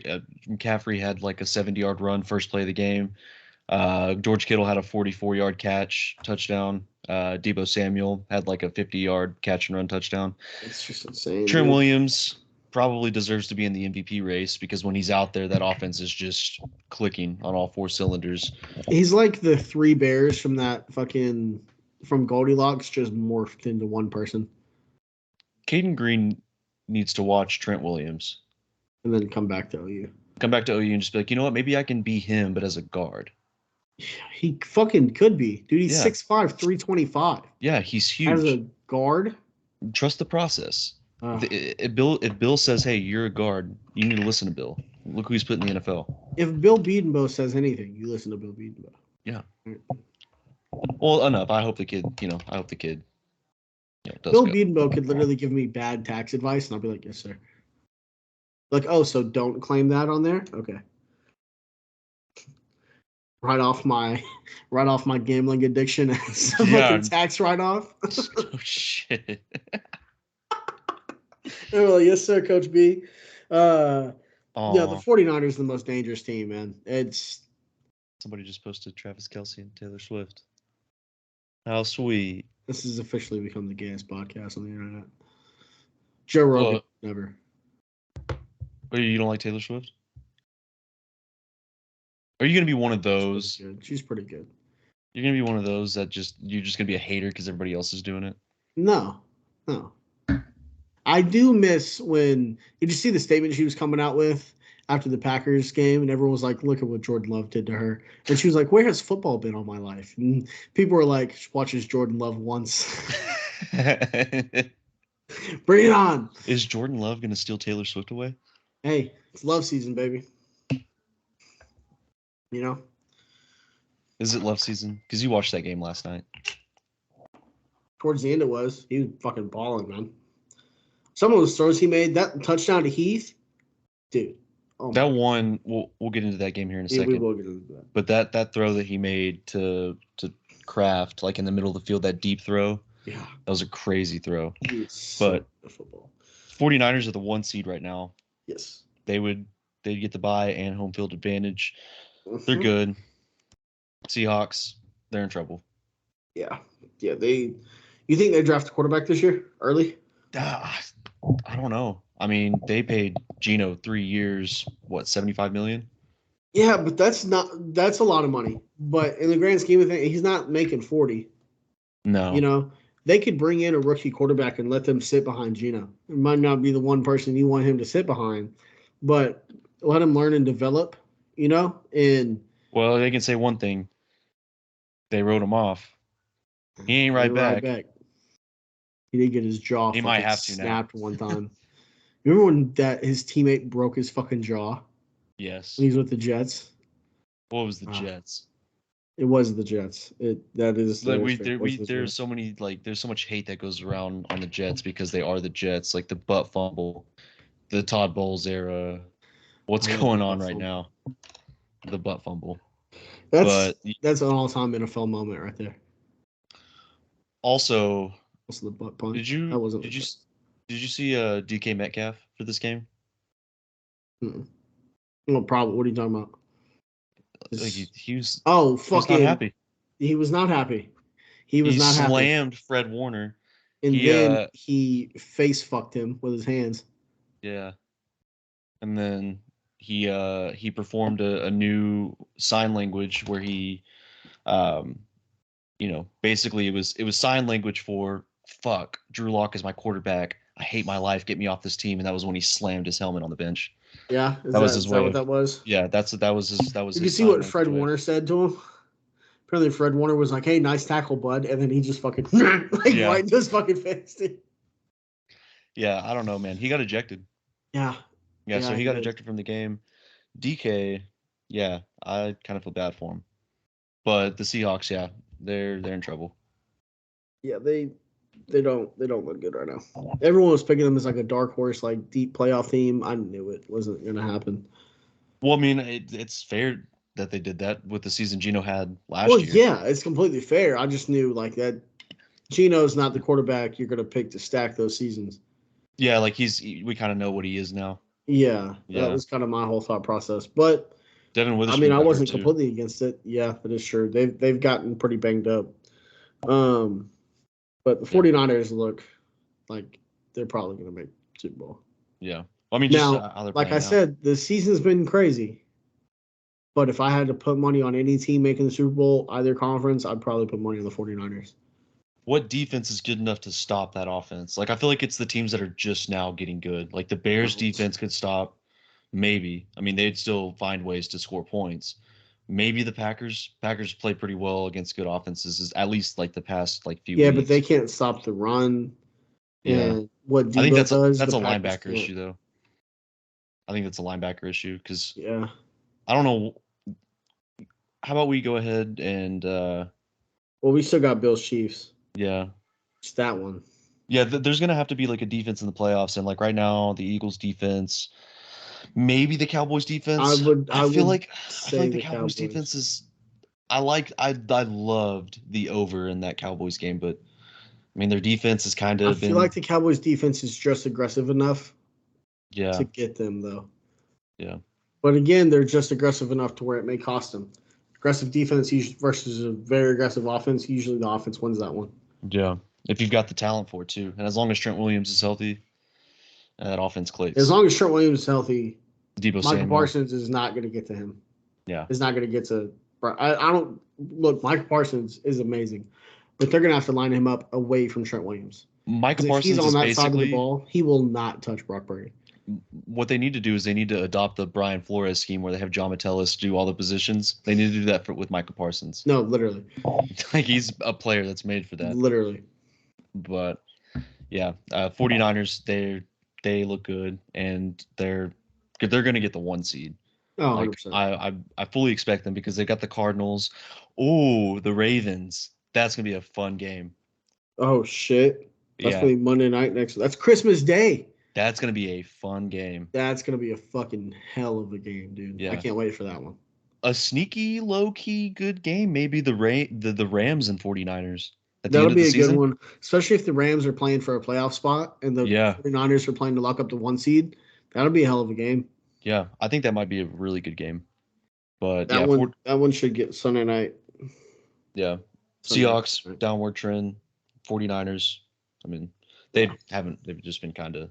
But now with everybody 49ers are trending higher than Snoop Dogg right now.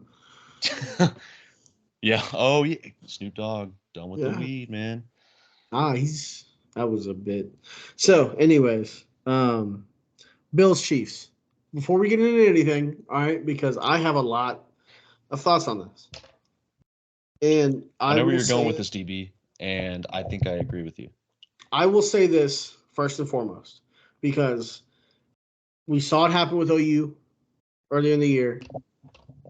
If you don't want to lose the game because of the refs, don't put yourself in a spot to where the refs are going to make the play or make the call to lose you the game. That's my whole thought on it. Look, I thought on it a lot. I bitched and moaned about the OU games too many times. And you know what I'm talking about? Drake Stoops and Bedlam, the whole thing. Yep. Really Bedlam as a whole. But if you don't put yourself in that position, the refs can't lose the game for you. At the end of the day, the difference between those games, in Bedlam, they made the wrong calls and fucked OU. In this, they made the right call. Yeah, learn the rules of football. They literally the committee came out and said that they were gonna be on that a lot more this season, like people lining up offsides. Well, it started the season with Jawan Taylor. Yeah. Their right tackle doing all that stupid shit, leaving early, trying to get a jump. Now, Chiefs fans are going berserk because apparently it didn't get called in the Dolphins game, and Jalen Waddle lined up the exact same way. So the NFL has to be more consistent when it comes to officiating. Like, they just have to be. Like, you're the yeah, cream well, of the crop we like the Dolphins more than we like the Chiefs, so we I'm like okay the with Dolphins more than we like the Chiefs. So, kidding. but I agree with you that it does need to be more consistent. And Patrick Mahomes, there's a lot of shut videos. The fuck up. Sorry, I cut you off. Just stop fucking crying, bro. You're 8-5. You're coming off back-to-back They were back-to-back Super Bowls, right? They won both. They're not back-to-back, but he does have 2 Super Bowls. Okay, he's got 2. Oh, that's right, because it was the Rams. Yeah. He's got a Super Bowl. He just won. He just came off a Super Bowl. He's still the best quarterback in the NFL. Still the best quarterback in the NFL. Look, I understand it's frustrating, but look, you don't need to say that shit to Josh Allen right there. Look, you just dap him up. Great game. He came out and apologized. He did come out and apologize, but stop being such a pussy ass baby about it. Jesus. It annoys the fuck out of me hearing him bitch and bitch and bitch. Dude. Yeah. And then I don't like. Well, Brittany I guess I don't like Brittany. I don't like Brittany Mahomes. I get it. If I was the wife of an NFL player, I'd be just as crazy. Tits but out. Hey, you don't see Rachel Bush going crazy like that. And Rachel Bush was way, way finer than Brittany Mahomes. So. Good Lord, man. All right, let's. That's all I'm saying. Okay. You go ahead and say what you're going to say, though. Okay. I kind of have an agreement with you where it's like you're neutralizing the fact that it was, well, first of all, it's the right call. But if you are gonna complain about that call happening, like, hey, it was a ticky-tacky call, like before they went back and watched it and realized, hey, he was offsides. Like, if you're gonna be upset about that, that completely negates what happened in the Super Bowl, like against the Eagles last year with James Bradbury, or I guess like 9 months ago. I said last year, but yeah, James Bradbury, the holding call, Yeah. like, I mean, because he complained that, hey, you can't call that with the game on the line in that moment. It was the same thing with the Eagles. That happens in a lot of games. Now, look at the Packers-Chiefs game. They let it go. The game on the line in that moment, they let it go. And they bitched them on about that. And then now when they enforce the rule, they bitch them on about it because it's not going their way. Yeah. But I mean, which I get. Yeah, I understand. But I don't feel bad for like the Chiefs or the Chiefs fans. Like, you won 2 Super Bowls. If you're a Chiefs fan, you get to root for that badass defense. That defense is awesome. Like, still, I mean, I know like they don't get as much credit as they deserve because they're on a losing streak. But like the defense is still awesome. You still have Patrick Mahomes. You still have Andy Reid. I wish I could have those things. Yeah. I wish I could have Patrick Mahomes and Andy Reid. I wish I could have one of the two. Yeah. But I mean, he came out and apologized. He was like, yeah, I shouldn't have done that. Like, that Josh doesn't deserve that. We have a lot of history, like, good friends and stuff like that. But I can't imagine what Josh was thinking in that moment. Josh is probably just like, okay. So what it is, what I compared it to, it's like when you're playing Search and Destroy with your buddy and like you have a hell of a game and your buddy just gets shit on and y'all lose and like your buddy's talking shit in game chat and you're like, all right, bro. Yeah, I Slow know. it down a little bit, okay? It's all right. We're good. We got it next week, all right, man. But Well, okay, maybe Mahomes, like, maybe he was pissed, not necessarily at the refs. Maybe he was just more pissed at Tony, but he couldn't like say anything to Kadarius Toney because like that's yeah, his teammate. Because Kadarius Toney, that's 2 games now where he's costing the game. The Lions, the beginning of the season, mhm, now this one, where he's yeah. single-handedly costing the game. He's just he makes. And what's funny enough about it, I saw Mark Clayton. You remember Mark Clayton? He's played for Yeah, OU. I saw him comment on Instagram post about the whole thing. And so when you see Kadarius Toney come up, all the Chiefs fans are like, "Oh, he literally checked with the ref to make sure he was set." No, he was still getting into his set and into his stance. He he was didn't even still look at the moving ref. He was forward. adjusting his helmet. Yeah, exactly. Exactly. And but what's crazy is usually you'll see guys get in their stance and look at the ref and make sure they're good. They don't do it as they're walking up to get in that spot and still moving. You No, have he to was be checking with set. the ref to make sure that he was probably seeing if the ref was gonna catch him on it. Yeah, Maybe exactly. he was calculated. But Maybe that Travis Kelsey, the lateral that back, play was still so I badass. love when he does that. I He's do done that too. so much, and it's just so sick. It was And so why don't more teams implement that? I don't know. I Like, really don't know. like I why? know it's a major fucking risk. Like you look at the Yeah. Raiders last year.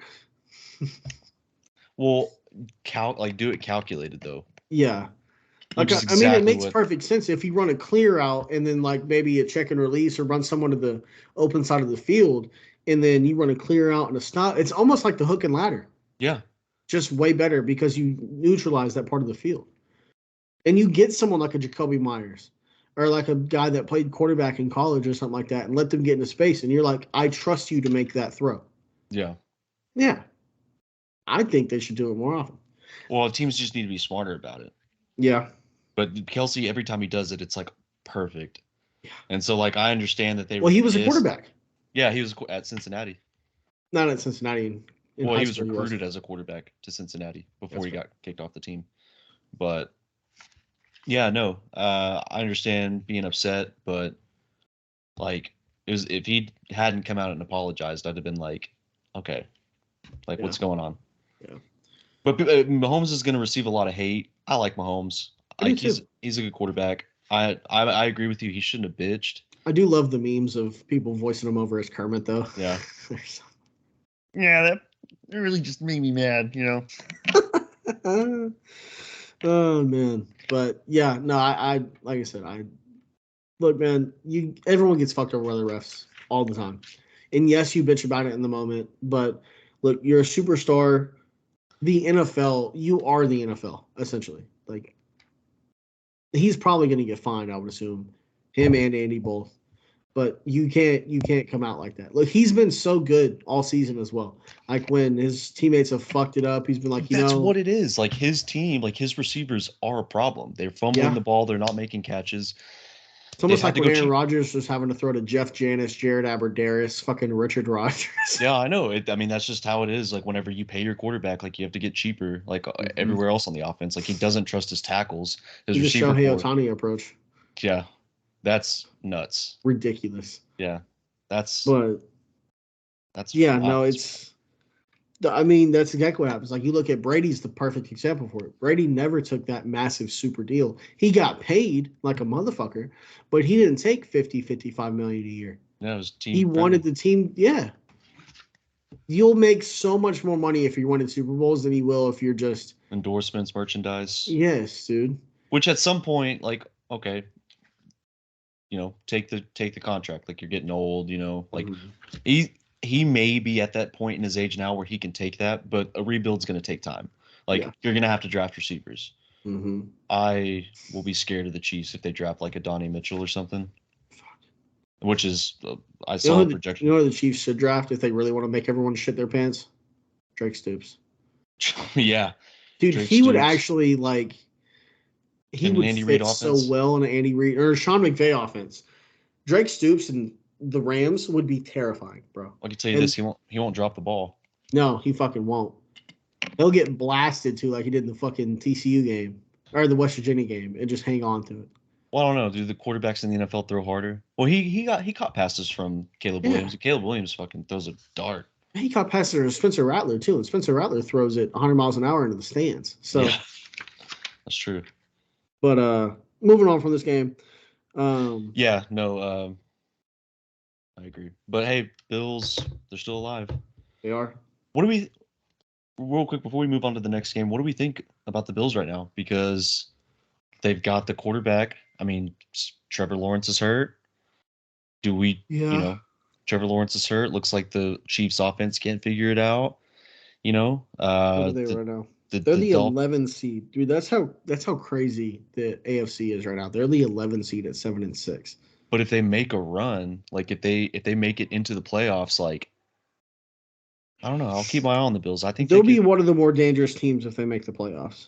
Yeah, with but they'll be a 6 or 7 seed. Yeah, but even if they're a 7th seed, you got to the Mahomes in the offense. They haven't been able to figure it out yet. And not to say they won't in January, but the Bengals without Joe Burrow, possibly the Jaguars with an unhealthy limited Trevor Lawrence. The Colts with Gardner Minshew. Yeah. But the then Broncos. But then there's Cleveland with Joe Flacco. Yeah. There is Cleveland with Joe Flacco. Yeah. Yeah. Hey, there's Miami who hasn't been able to prove it in, when it matters most. Like, we still don't know. Miami's a great team, but we still don't know what Miami is. Okay. I don't think.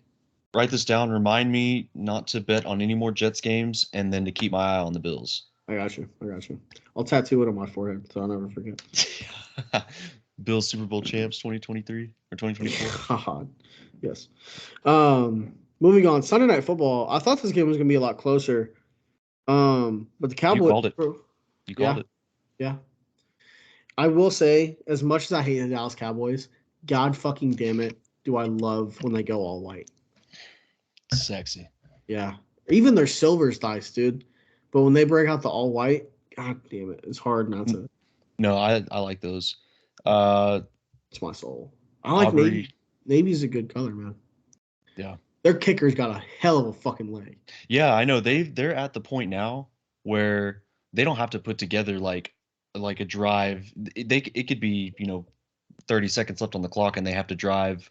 Like let's say they have to go 75 yards because it goes touchback. No, they can just get it to the 40-yard line. Their kicker can kick it 60 yards. Yeah. Game winner. Is he the new Justin Tucker?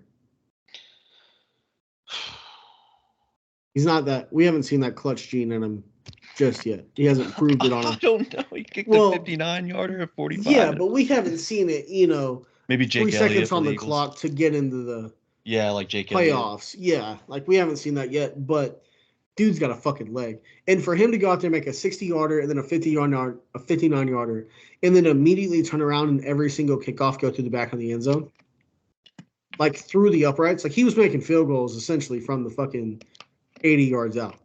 Yeah, so basically, like the scoring summary: CeeDee Lamb touchdown, they were up 7-0. Then freaking Aubrey kicks a 60-yarder, and then the next field goal he made 59-yarder, and then he made a 45-yarder and a 50-yarder. Dude, imagine having him in fantasy. Shit, man. Yeah, he's good. They found a good kicker, but they did. Yeah, Dak, he's playing his best football. Really good. Yeah. He's in the MVP race for sure. Oh, and definitely. Yeah. I always like shitting on Cowboys fans, but everything they've done for like the past 4 years, I've been like they've done everything correct. Mm-hmm. I couldn't shit on the Mike McCarthy hire. I obviously loved the CeeDee Lamb draft. Yeah. I loved when they got Micah Parsons and then they got Dan Quinn. Everything that they've done, like credit to Jerry Jones. Yeah, this is like he grinds tape. In his interest too, but this is well, you know why they had to win that game. That's how I knew they were going to win, bro. They had the king in the house. Barry Switzer was there. Oh yeah, Barry Switzer. And then right after that, he turned around and he recorded that video with Danny. That was the Boz that did. Oh, that was the Boz, yeah. He did have Barry Switzer's fur coat though. That was badass. Yeah. But I'm like I said. And I hate it to my fucking core because I hate Dallas. There's something in my gut that's telling me they're going to make a deep run, actually this year. Now, I know I just said the 49ers are probably the team I'd put money on to go to the Super Bowl. Not to win it, but go to the Super Bowl. But you're telling me right now if Dallas makes the 1 seed, they're playing in the NFC Championship game in Jerry's World with a shot to go to the Super Bowl. Yes. If Dallas gets the 1 seed. If Dallas gets the 2 seed, they're probably going to play a team like Green Bay or Minnesota in the first round. And it's not Aaron Rodgers' Green Bay Packers. So, Aaron Rodgers was the Cowboy killer. So you don't know. Now, I think Dallas's biggest issue right now, they don't have a consistent run game. Tony Pollard's been good. Zeke has weirdly been great in New England. Yeah. How do you think? And Cowboys fans may need to apologize for talking smack to Zeke, even though he got traded. He got traded, and people were like, "Thank God!" And it's like, what actually look how much made me cry thinking back on it. What? Imagine if Dallas would have got like Bijan. Oh, I know. Shit. Maybe that offensive line, they create so many open lanes.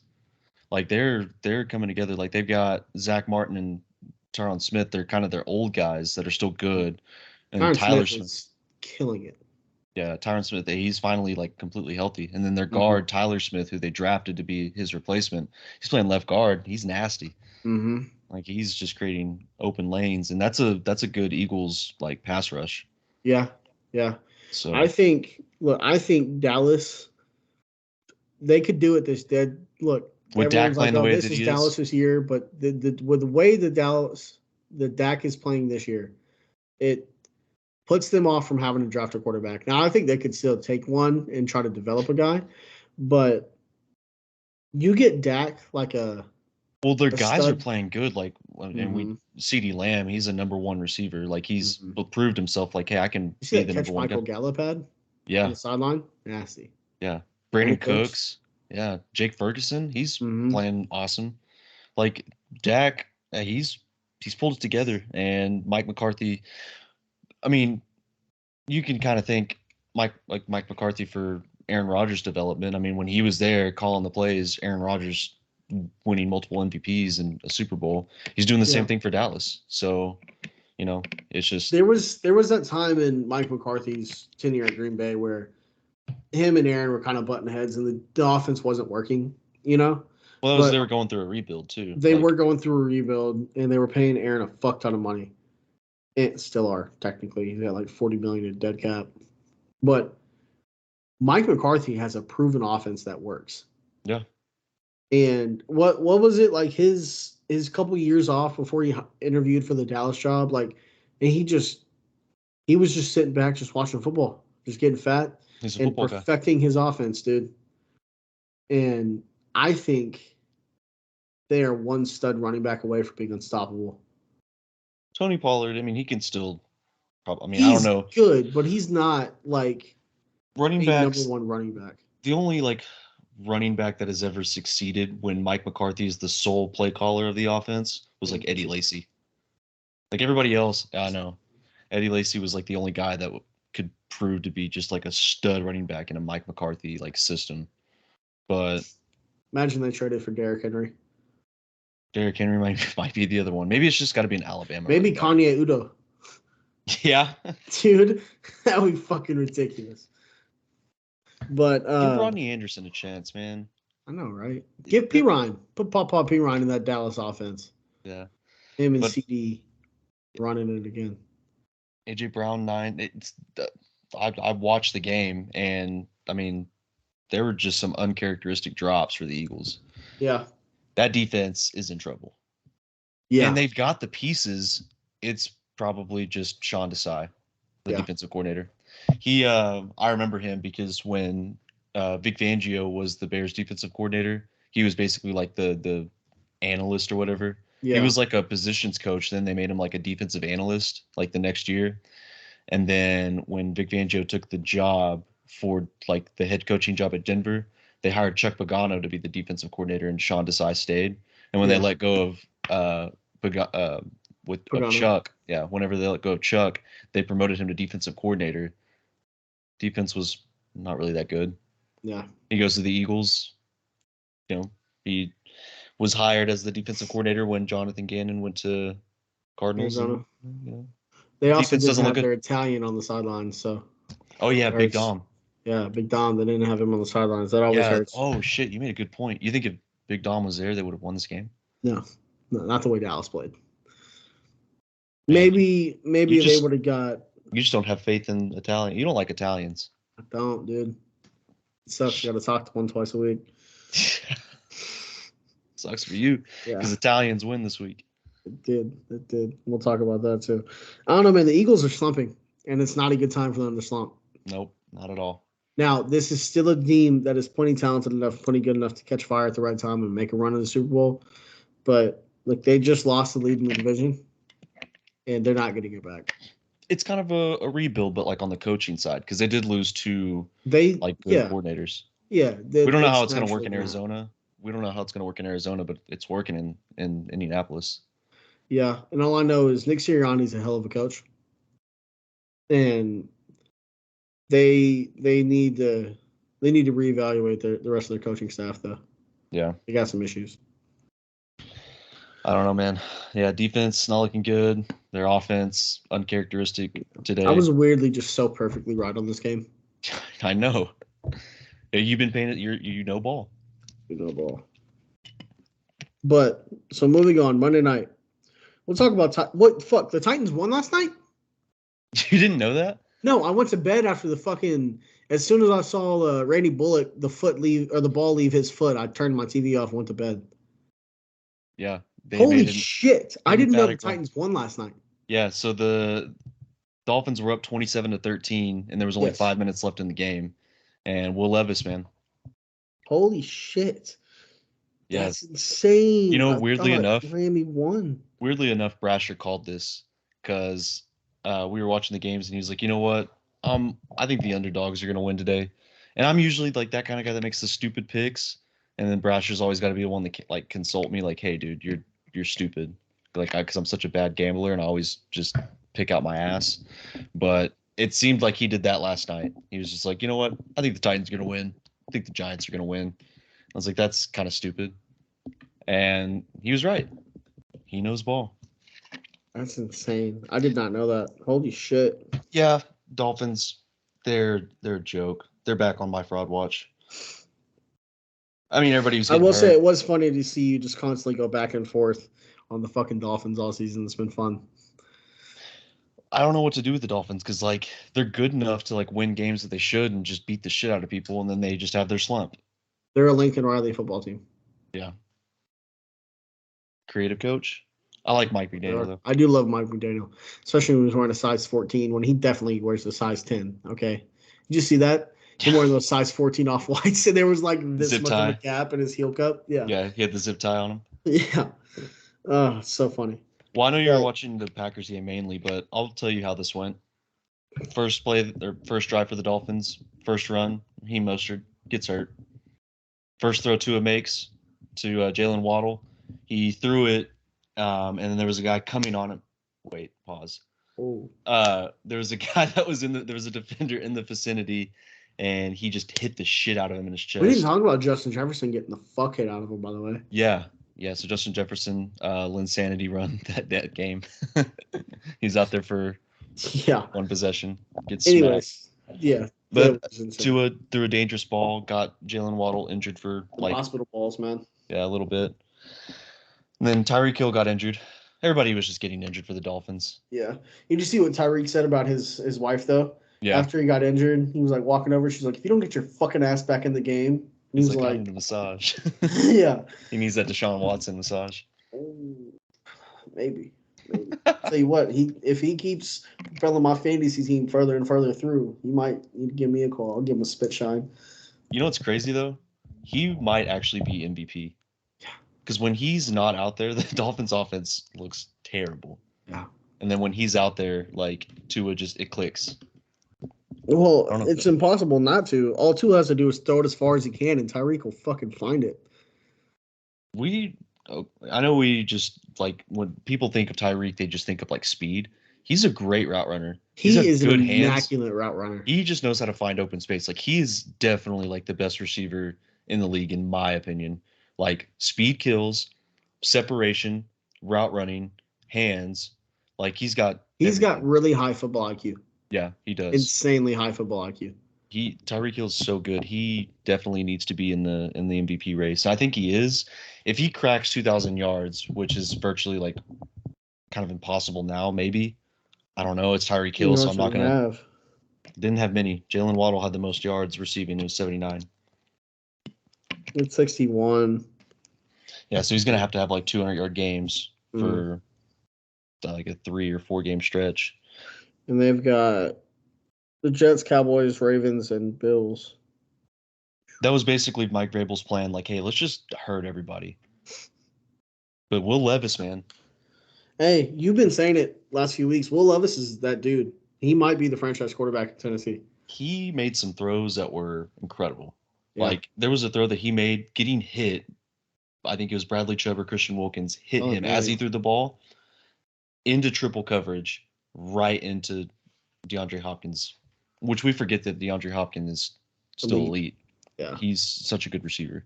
7 receptions, 124 yards, and a touchdown. Mm-hmm. He had an incredible catch where there was a corner that was draped all over him. He fell to the ground and still caught it. Like it was placed like almost perfect. Yeah, Will Levis. D-Hop's incredible. Yeah, D-Hop's incredible. Will Levis, he looked good. He looked rough at first. He threw a really bad like pick six on. It was supposed to be a screen. And if you're not a football guy, if you don't like watch for that stuff, you think, why the hell did he throw that? Like that was the dumbest throw I've ever seen. No, it was a designed screen setup. The fucking edge rusher he read it. Yeah. And had he not thrown the ball, it would have been a sack in the end zone. Yeah. So, yeah, Dolphins. It just one of those games. Chris Fowler got to call the game. Oh shit. Yeah, Chris Fowler. He got to call the game. It's such a weird like. It's weird hearing it. It'd be weird hearing him call an NFL game. Well, he calls them for the double headers on Monday night, but he's paired with is it Ryan Clark? I think it's either Ryan Clark. I know Dan Orlovsky's in there. So it's like him, Dan Orlovsky, and then one other, and I think it's Ryan Clark. I think it is too. That makes sense to me. I feel like it is Ryan Clark. It's either Ryan Clark or somebody else, but yeah, he was calling the game. Yeah. Remember that stretch run of Joe Tessitore and Booger McFarland that made everyone just want to kill themselves? I like Booger McFarland. He's such an idiot, but I love him so much. He cracks me up. Yeah. He's like the one guy that it's like he's like a bad Shaq. You know what he is? Or I view him like they're not the same at all, but I view him the same way that I view Stephen A. Smith. Like I fucking love like how did you see Stephen A. Smith has like a podcast and like his first episode was like, hey, check it out. Dak is playing good. Zion is fat. That's basically what it was. Zion. Is he where he had to defend his Cars take on there? Yes.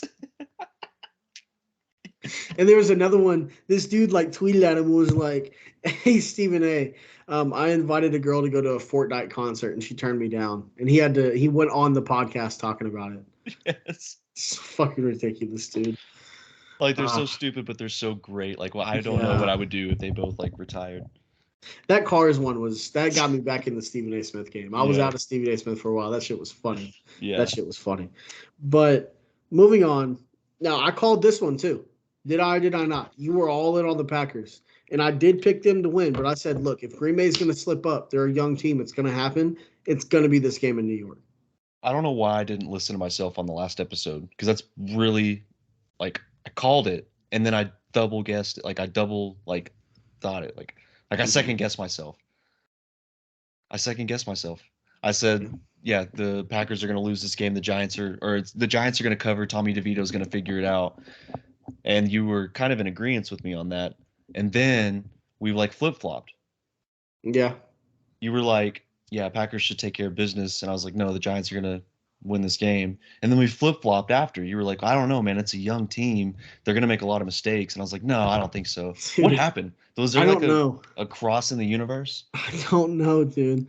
It fucked me up because you picked the goddamn Packers to win 2 weeks in a row. Because you picked them to beat the Chiefs. Yeah, I know.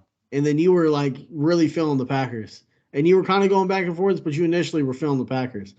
And it was something about this game when you have a young team, especially in the NFL, that are on heaters, it dies at some point. Now the play calling didn't help. Look, We played prevent defense the whole last drive with over a minute left, and You can't do that against Tommy walk down the DeVito, field. man. You can't do that in general. They just walk down the field. That 2-point look. I texted you last night, and I was texting my buddies last night because I got a few friends that are fucking Giants fans, and my buddy Derek hit me and was like, "Congratulations on losing to my poverty franchise." And I was like, "Fuck you." Jeff Lebby and Matt LaFleur are gonna give me fucking cancer, dude. Stop with the fucking end around bullshit, bro. Look, it worked. It worked. Jayden Reed scored a touchdown. He scored 2 or 3 touchdowns on that this season. But goddamn it, don't run it 9 times. Dexter Lawrence was ripping John Runyon and Josh Myers to shreds. Yeah. Kayvon Thibodeau. I told you I like their defense. Zach Tom was a pretty good. Yeah, and I love the Giants defense. They're good. Yeah. Zach Tom and Kayvon Thibodeau had a pretty good battle. That was pretty fun to watch. Zach Tom's a good tackle. Yeah, he's very good. I still don't like the Packers subbing in and out Rasheed Walker and Josh Nijman. Like, you need to just let one of them start and let one of them go. Stop. Are those the guards? Those are the 2 left tackles. Oh, okay. They 63 and 73. They keep subbing them in and out. It's like, dude, stop it. Like I don't know why they keep doing it. And they play well on stretches, but it's kind of like you let a running back get a feel for the game and then pull them. Like, no, dude, you can't do that. But yeah, that front 4 for the Giants is disgusting. Nasty. They are good. They are good. And they were really fucking us up. I think that's more so why Matt was trying to go outside so much, because he didn't feel confident going up the middle. But, dude, look.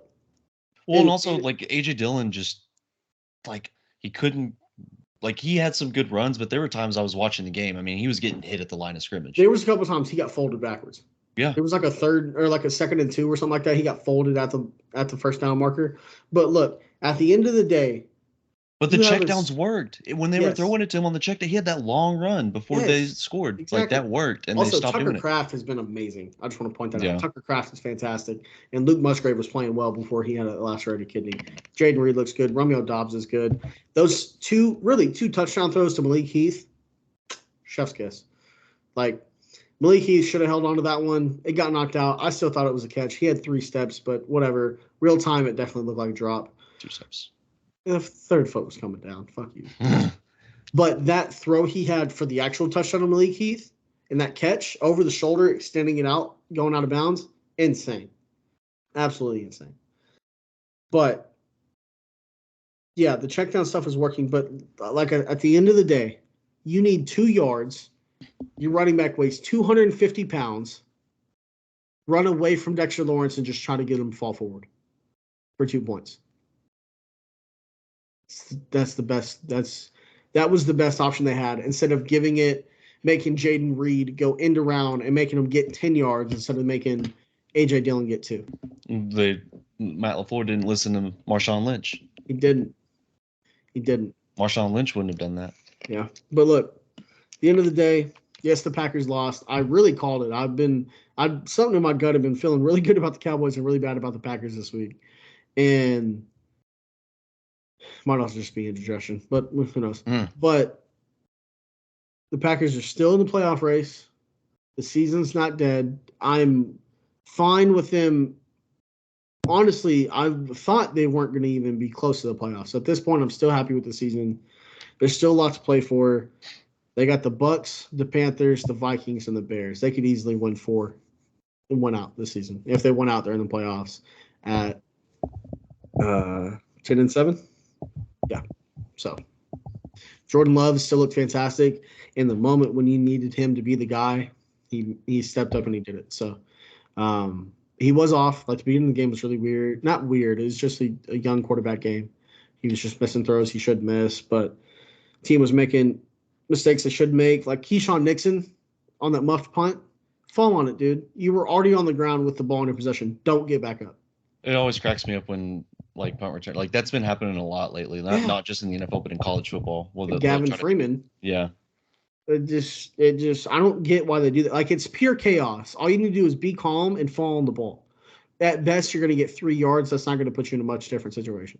You're not Deshaun Jackson, bro. Just lay down. Or Devin Hester, for that matter. Yeah. But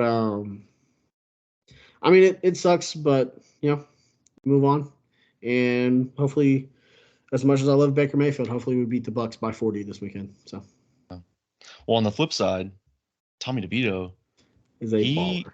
looked fast running the ball. Yeah. Like there were times where he ran the ball and he looked like electric. That one run he had to set up the Saquon touchdown. Yeah. Or was that the touchdown he threw to Isaiah Hodgins? No, it was the touchdown run for like where he ran it to like basically the 1 yard line. Yeah. His teammate got in the way.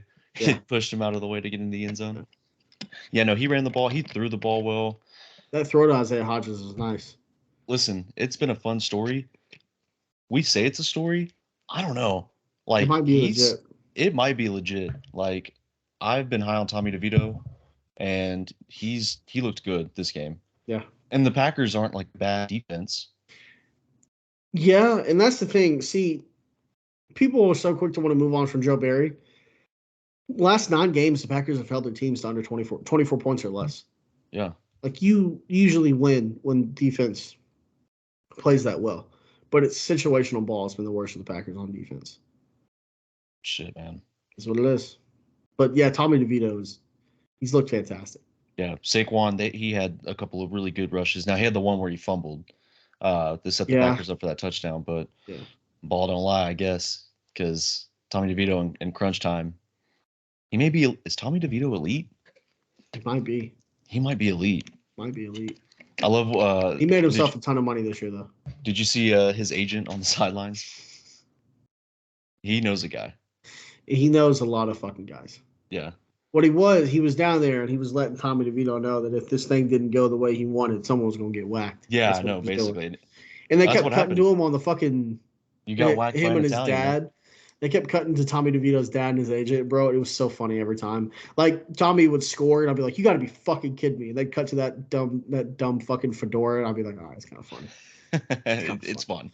Like the pinstripe, it's kind of funny. Yeah, that's one thing you could take away. Hey, you lost to Tommy DeVito. You got whacked by an Italian. You know that kind of happens in the Italian community. Another thing you could take away. Yeah, another thing you could take away from this loss is at least the Packers have a like a top 6 pick.